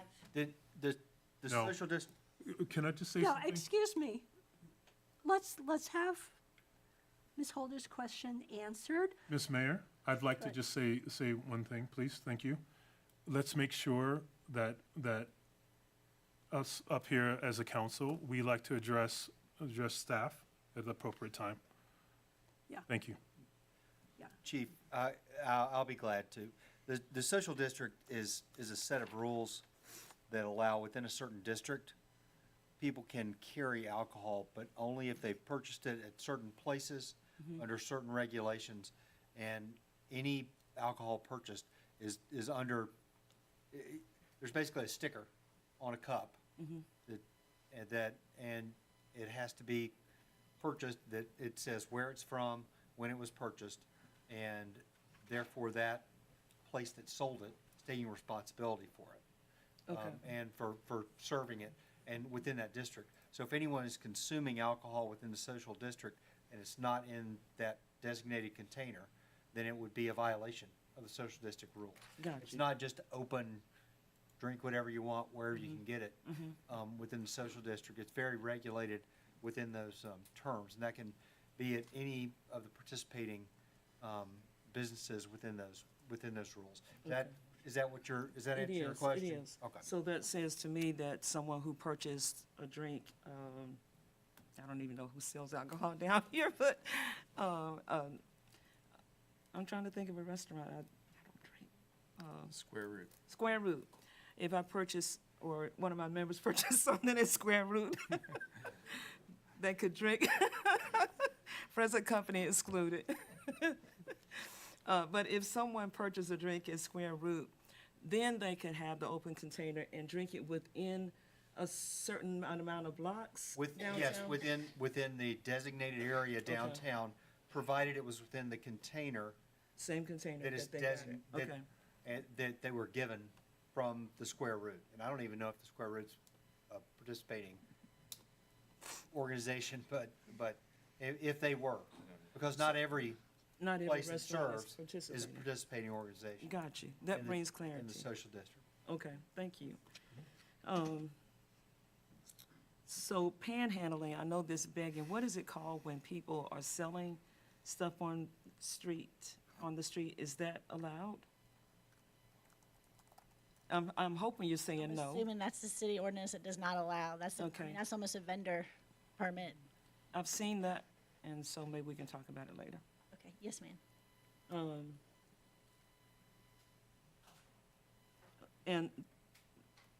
And I've seen, and we, at the church, we have a sign up that says no concealed weapons. So from a legal standpoint, and either of you, is that, can that be enforced? Yes. Okay, Yes, the state law allows any private property owner to prohibit, or business owner, to prohibit concealed weapons. This just allows the city to declare any city property to prohibit concealed weapons on those city property under the terms in the, they're like, not the city as a whole, which I don't know how anybody got that out of it, but apparently somebody did and called the sheriff about it, but that is not what it is. It is just the city properties, not even just the ones listed. Any city property, it is prohibited to have a concealed weapon, just like any other private business or the church or anybody else. okay. Can't have a concealed weapon, even if you have a permit. So walking up and down the sidewalk, is that, Yes, you can have a concealed weapon walking up and down the sidewalk. but you can't go into a building? If not into a city building, Okay, or into a business where there is you can't bring a concealed weapon in here, right, or the park, or the park. okay. Okay, That's one reason it's allowed to have concealed weapons on the greenways, is because it's more like a street or a sidewalk than a commercial business, like a building. okay. That's the differentiation. The reason it's different in our ordinance, if that makes sense. Yeah, thank you. I would like to, I appreciate what you've done to correct the data that we don't have so far. And I'm anxious to see the data in the next, maybe a couple of months, see how it looks from a clear picture. And I'm also glad that, 182 calls is, to me, a lot for this size city, but it could be worse. So I'm glad about that, too. And thank you all for what you all do and putting your lives out there. Thank you. Yes, Thank you. ma'am. Mr. Baker. Yeah, first, just let me say, I think this might be a reoccurring theme as we deal with some other issues that are coming up, but that is that you can't have public safety without the trust of the public. And as Dean said, transparency and oversight, I think are critical. So thank you for digging into those data issues. And,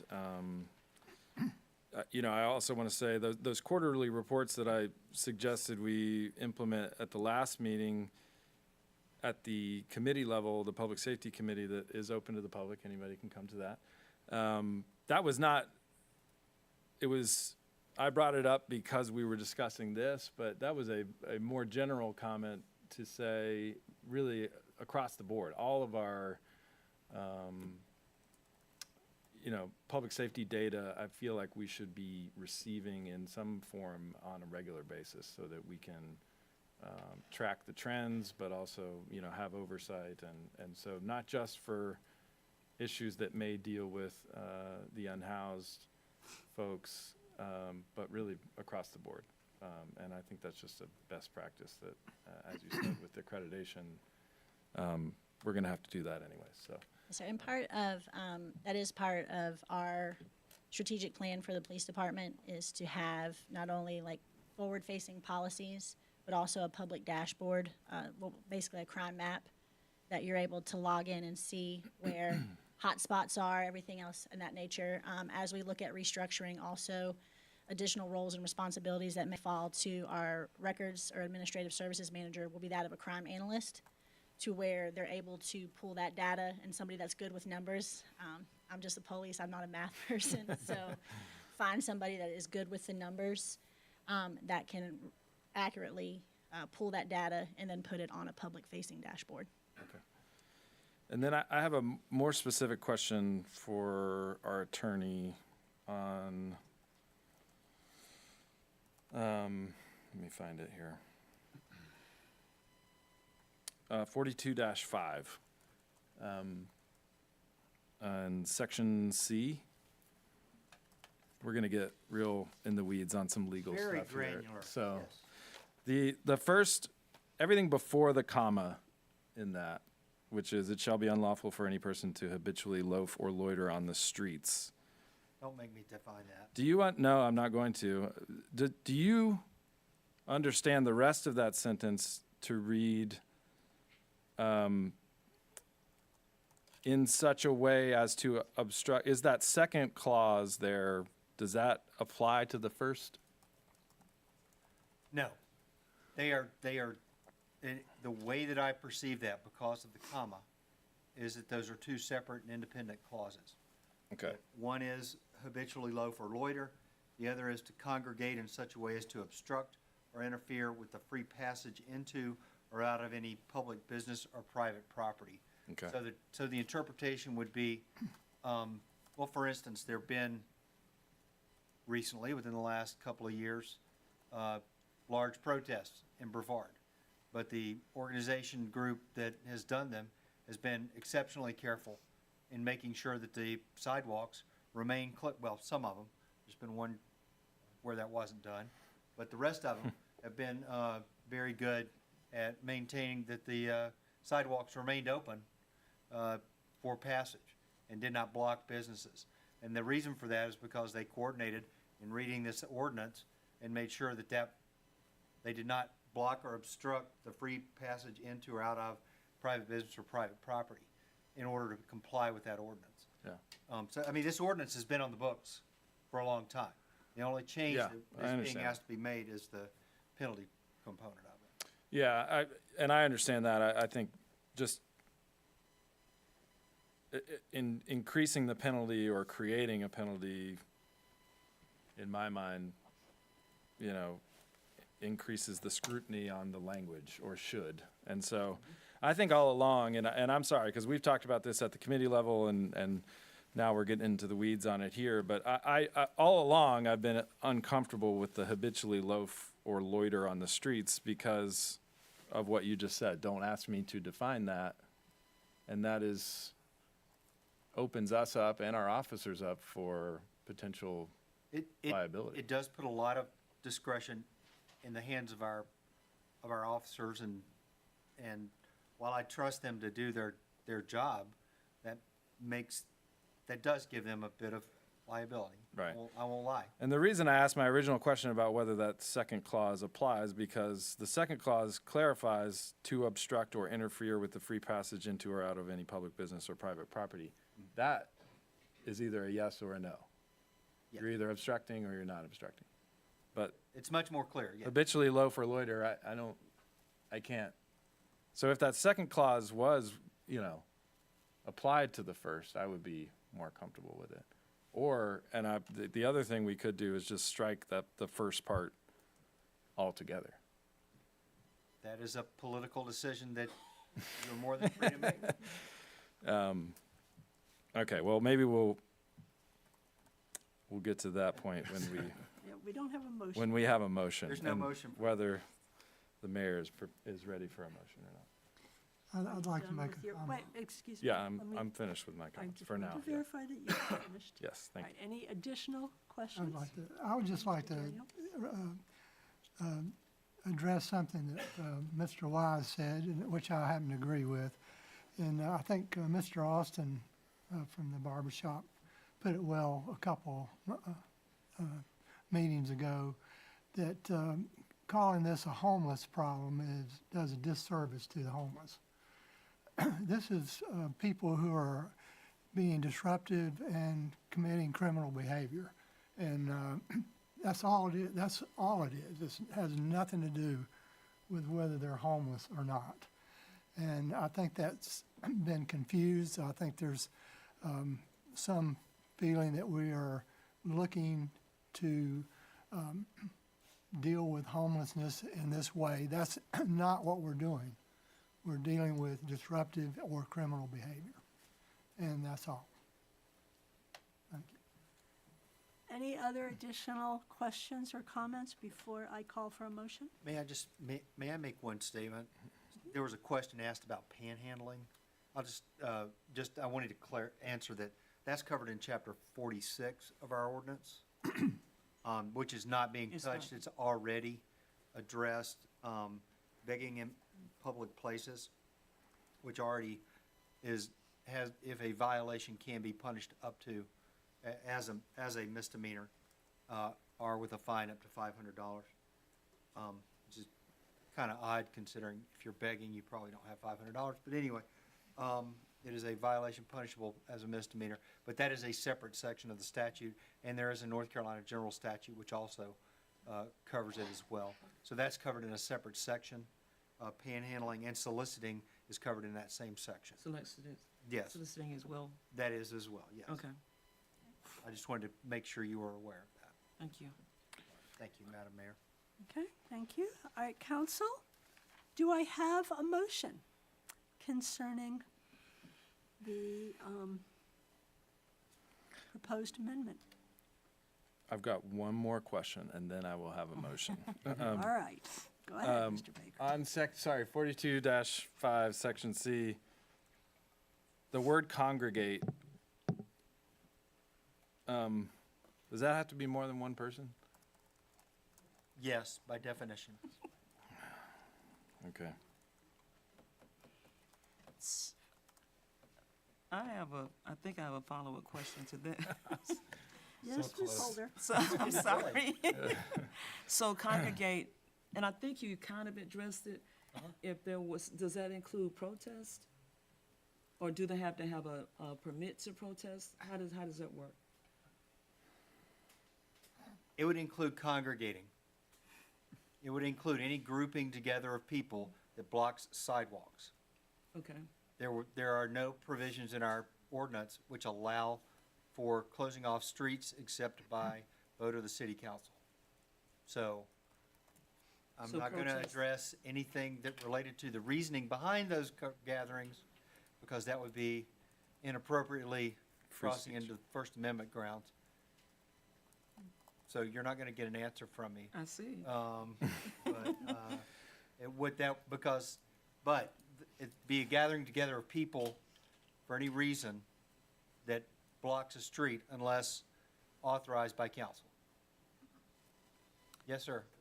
Yes, Mr. Baker. Okay, I'm going to read something to you, and you tell me what you think it means. It shall be unlawful to loiter or congregate on the streets or sidewalks of the city in such a way as to obstruct or interfere with the free passage into or out of any public business or private property. What does that mean? Would loiter be one person and congregate could be multiple? But the second clause applies as if you can't block the free passage.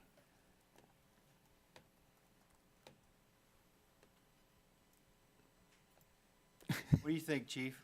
I would say. I mean, you're the cop on the beat. You tell me. If it's one person and they are intentionally obstructing or preventing somebody to pass through, I think it would be, I would charge them loitering. If Yeah, I it's think it would be two or enforceable. more, that's where in my professional opinion, it becomes a congregation or congregating Right. and preventing that flow. And again, it's for the purpose of obstructing, you're preventing somebody. Right. That's what I'm trying to get at, is that Or- the loitering is not just that loitering. might be a It fair is, enough amendment if that's what you're grasping for. and that is what I'm desperately grasping for. But That might be a fair amendment that would be more enforceable and give a little bit more direction to our law enforcement officers to appropriately enforce this ordinance as you desire it to be enforced. So if, we done? If they're lying on a bench, Go ahead, Ms. Holder. if they're lying on the bench, is that loitering, or if they, No, that's sitting, sleeping. and what are the That's repercussions? not obstructing. Okay, so there are no repercussions?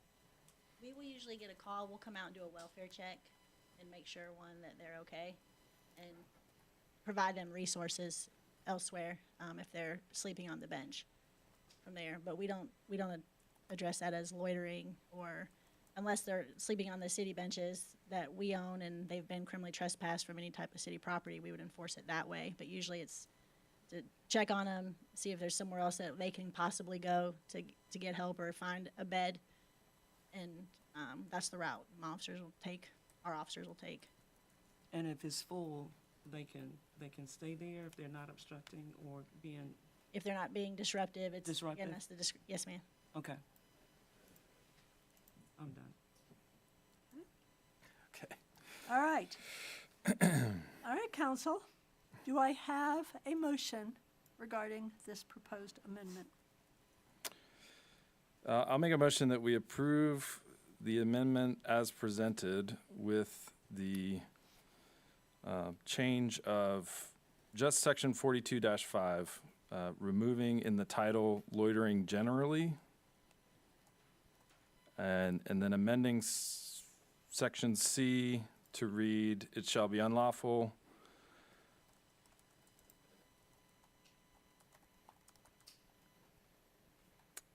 to loiter or to congregate on the streets or sidewalks of the city in such a way as to obstruct or interfere with the free passage into or out of any public business or private property. Okay, thank you, Mr. Baker. Do I have a second? Second. All right. All in favor? Oh, Oh. can- Do we want to have more discussion? I have actually some more discussion. I'm sorry. Mr. Baker, you just made the motion. I know, but you know, All right. now we have something to talk about. All right, Mr. Baker. I just want to make just some more general comments and talk to the public about why I think this is so difficult and why we spent so much time on it. And that is that over the last 10 years or so, but really before that, we've all kind of witnessed in this country this new sort of political project that recognizes and tries to make legitimate cruelty as a policy. And knowing everybody that's up here on the dais, I know that we are all incredibly sensitive to that, and I personally reject that as a policy. Cruelty is not a policy, and is not certainly not a policy that I want anything to do with. Nobody, as other people have said, nobody should be targeted for arrest because they do not have a home. And also, seeing an unhoused person and being uncomfortable does not mean that you're a witness to a crime. And that's, that background makes all of this incredibly difficult. And it does mean that we weigh every word very carefully. And because we've talked so much about the unhoused population, I just want to state that we have a healthcare crisis in this country. But an important corollary to that is that we have a behavioral and mental health crisis. And we do not have the resources as a city to tackle that issue. It does not mean that we aren't working hard to deal with it and desperate for help, but we cannot do it alone. And we've been working with many of the nonprofit partners in our community, but the state and federal government have to step up, not just for healthcare, but more specifically for mental health services, which are desperately needed, especially in rural places like Brevard. And finally, safe housing for everybody has to be the goal for the city and I think for our entire country. That's it. Thank you, Mr. Baker. Does anyone else have any additional comments? Mr. Lytle? Mr. Daniel? Ms. Holder? I ditto what he said, and I think that the important thing for all of us to realize is that getting rid of the stigmatism, and your report does that. And so, as he said, it's not just a one community problem, it is our community. And I think I said that the last time. It is our community problem. Thank you. Mr. Wise? No comment? All right, we have a motion and a second. All in favor? Aye. Aye. Opposed? Motion carries. All right, we will take a 5-minute break and then come back for new business. Let me use mine.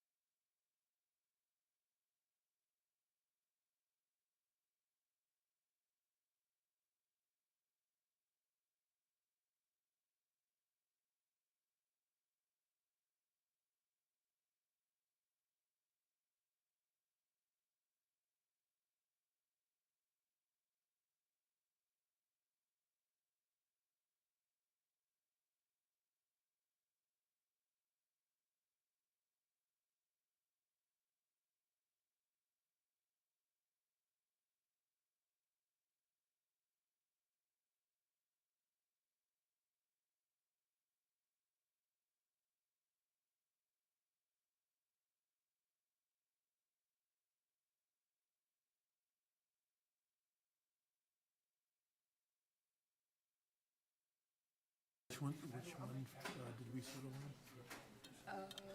It's in the staff report. Shannon, Howell. Yeah, Shanna. Got it. All right, are we back on, Becky? Yes. Okay, and everybody is back. All right, we will move on to our first item of new business.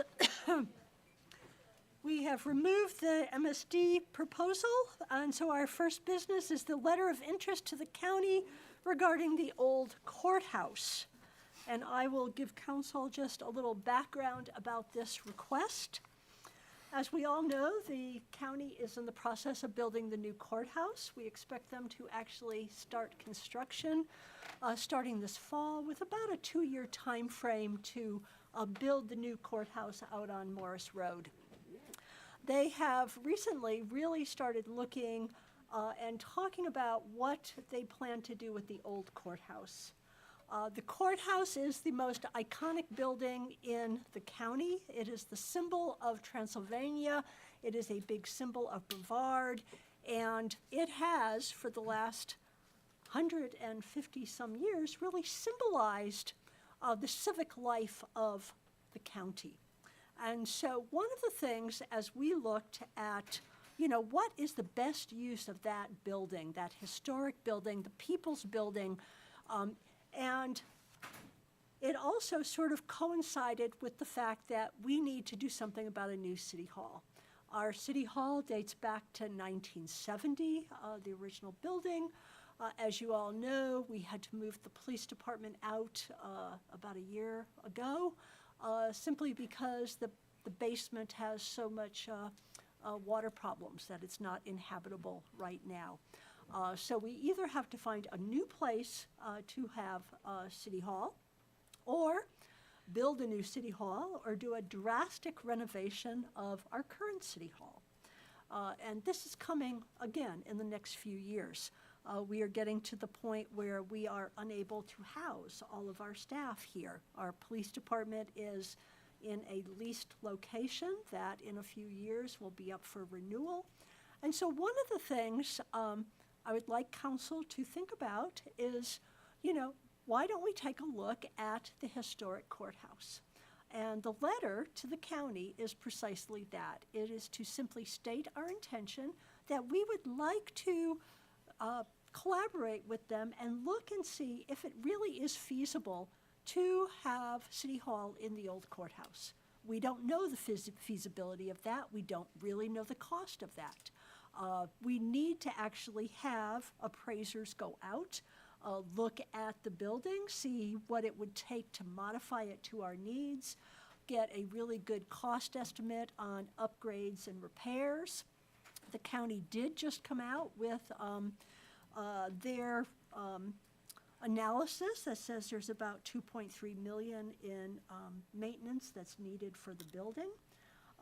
So what has come up, and when I discussed this with the county, I think Mayor Pro Tem, myself, City Manager, we have brought it up at our monthly meetings with the county in an informal fashion, and they said what we really would like is a formal proposal that you are interested, stating that interest, and the ask that's in there is that they allow us to do some of this analysis so that we can get to that idea of feasibility.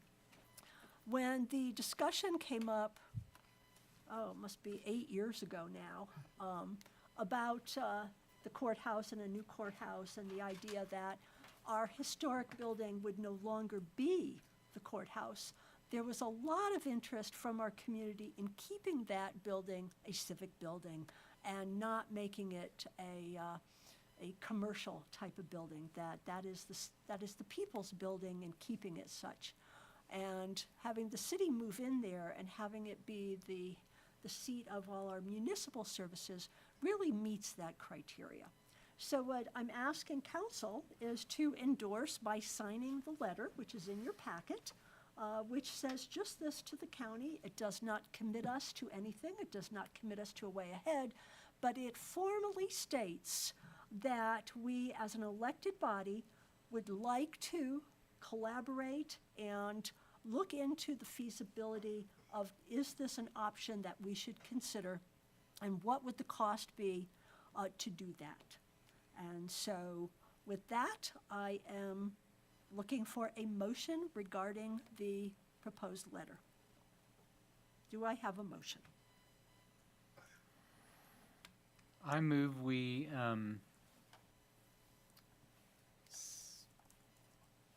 send, transmit, thank you, good lawyer, this official letter to our Transylvania County Board of Commissioners concerning our interest in the courthouse building and interest in a feasibility study moving forward. Do I have a second? Second. I'll open it for questions and comments. Ms. Holder? I don't have any. All right. Mr. Wise? So I moved to Brevard, and you're going to say I'm not local. That's okay. I moved to Brevard in 2009, and this courthouse was being discussed then. And when I checked today, my calendar said 2026, still being discussed. And I think there's a really strong opportunity here for us with lots of caveats, because I'm an architect, and old buildings worry me a lot, especially this kind of age. But what I think is critical for our community is this has to be a civic building. It has to maintain a civic presence because it is the most important building in the county. So I'm really excited if there's an opportunity here for us as a city to activate it and keep it active for the people. I'm very curious about the feasibility study and what's really happening in the building. So I also know that this structure or structures, if we stayed here, would require an enormous amount of money to upfit. And I think even if we did that, it still wouldn't be adequate for our needs as a city. And you can correct me if I'm wrong, Wilson, but I think that's fairly accurate to say. So. Yes, sir, I agree with that. So I think it's exciting. We'll see what happens, but it's exciting. Mr. Baker?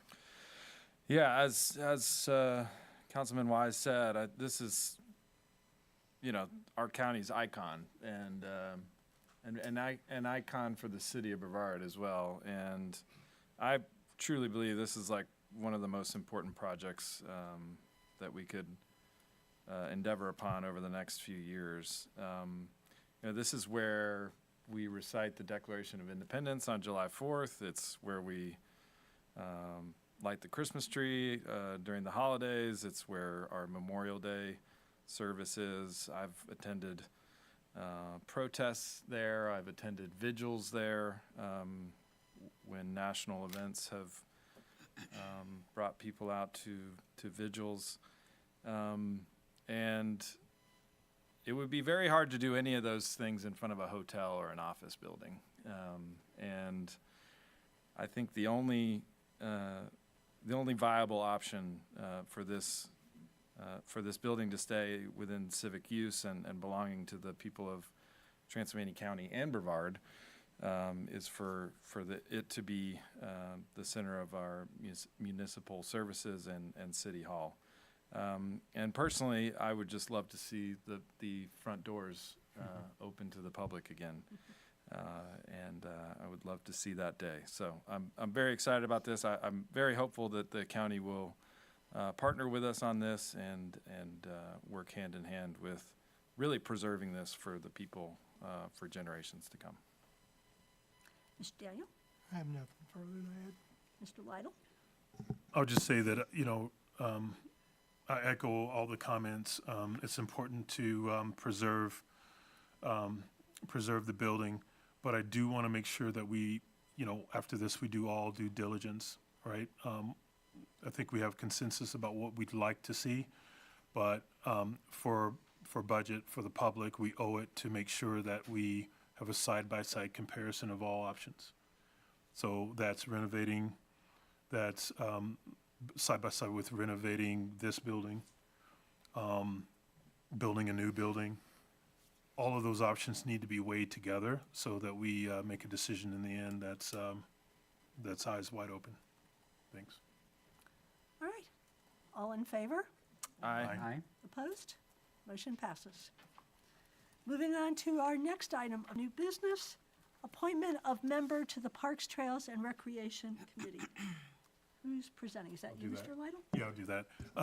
So as part of the Finance Human Resource Committee, we reviewed applications for a citizen appointment on the Parks and Trails Committee. In the end, there were 3 candidates, one who had applied earlier without an opening and then expressed interest later on. We had Ms. Shauna Powell and Mr. Ryan Olson, all are great applicants.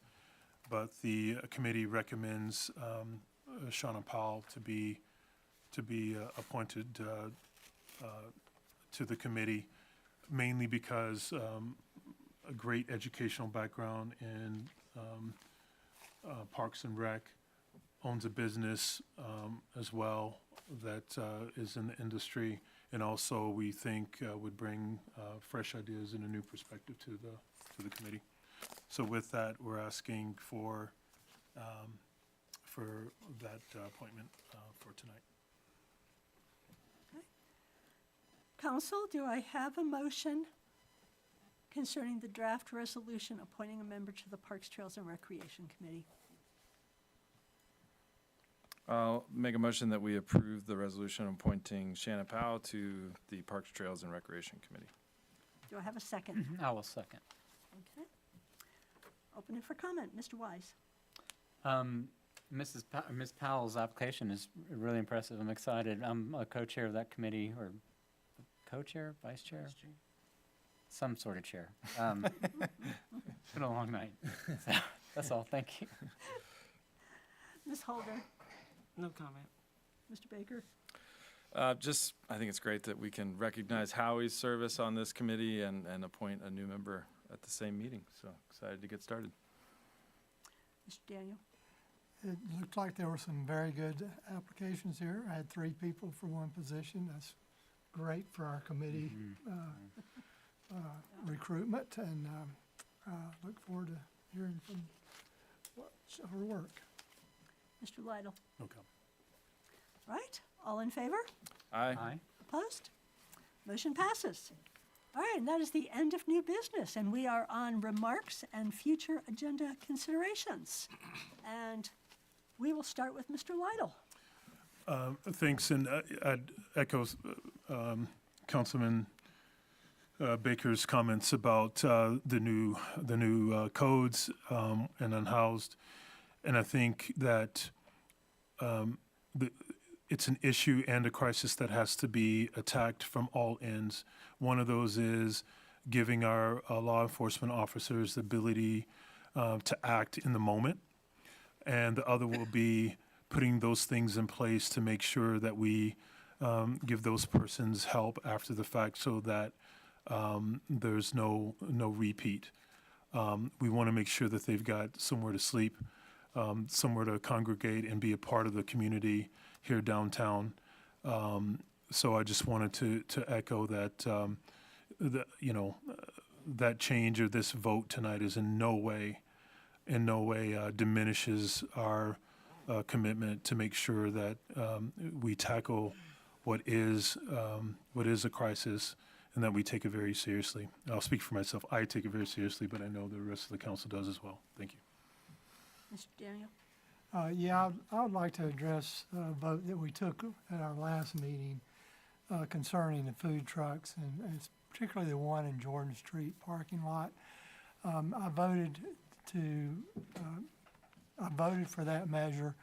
I've thought about that, and I think my comment was we'll see how it works, and if it doesn't work, we'll deal with it. But my concern is, by the time you know that a food truck in the Jordan Street parking lot is going to adversely affect one of the restaurants there, that restaurant could possibly be out of business. So I feel like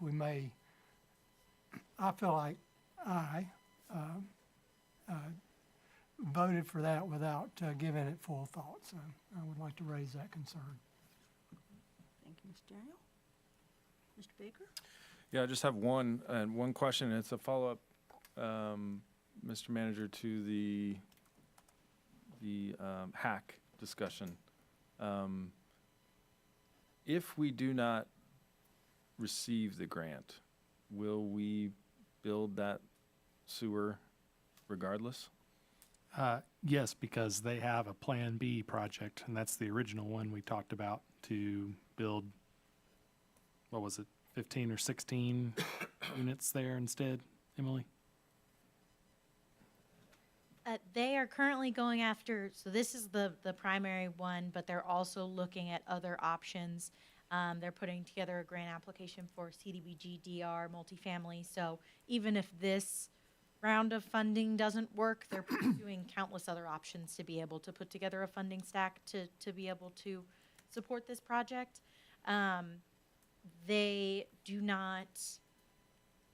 They have had multiple other options in the past, but in order to build on that site, they do need sewer connection, and that was included as part of the development agreement we signed with them. Okay, thank you. And looking forward to talking about that more in a couple weeks. Ms. Holder?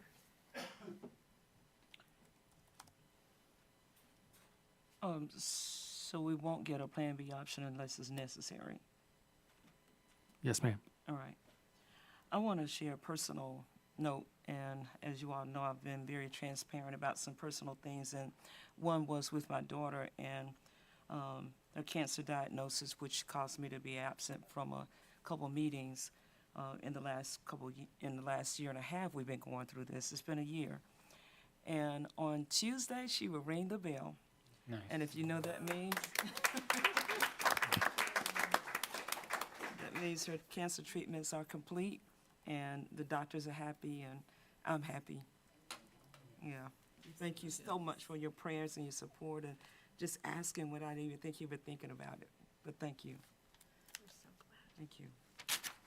Mr. Thank you, Wise? council, for understanding. I'm not going to try to follow that up. No comment. Mr. Attorney? No, thank you. Nothing to say. Madam Clerk? Nothing for me, thanks. Mr. Manager? I just wanted to share my congratulations to Jason Posnock and the crew out at the Brevard Music Center for a great season, a special anniversary season, capped off by the Yo-Yo Ma concert last night. Probably one of the most significant classical musicians in history was in Brevard. I had seen him once before when I was a college student, and so the fact that Brevard Music Center's reach is comparable to, the largest university in our state is really saying something. Their presence is one of the things that drew me here. I'm so grateful that I get to take my kids to see not only famous musicians like him, but future famous musicians that are training there, and expose them to music of all sorts. Research has indicated that exposure to music helps kids' brains function better, and so having this in town is a great thing as a parent. And so I just want to express my gratitude to them and say congratulations, and I look forward to attending more of their events next year. Absolutely. The Music Center is just one of the things that makes this community so special. And also what makes it so special are people like our two awardees today, 100 years old, and, still giving back to this community, being on committees, and really working to make things better. That is the type of community that Brevard is, caring about everybody, regardless of their housing situation, and doing everything we can within our power to help people when they need help.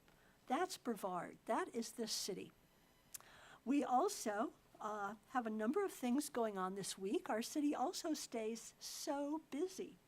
We are hosting the Main Street Manager Conference this week, which means we have the Main Street managers. Heart of Brevard is a Main Street program. And we have the Main Street managers from across the state here in Brevard for their annual conference. I think it's the first time that we have been able to do that. And so we will be showing off our downtown and our Main Street to the experts from around the state and hopefully getting some new creative ideas from them, but also showing off to them on just how wonderful our town is. Tomorrow night, we are going to have a wonderful event. Let me turn it over to which chief wants to talk about it. I've talked a lot. All right. Chase, why don't you? So tomorrow we are hosting National Night Out, which is a chance for the community to come interact with all the public safety, as well as some service organizations within the city. We'll have Main Street closed. We'll have all the fire departments will be here, the sheriff's department will be here, police department, SHP or State Highway Patrol, the SBI. It's a good time for kids to come out. We will have a dunk tank. We are raising money for the Christmas with a cop or shopping cop where we are able to take kids shopping at Christmas time for gifts that may otherwise not get them.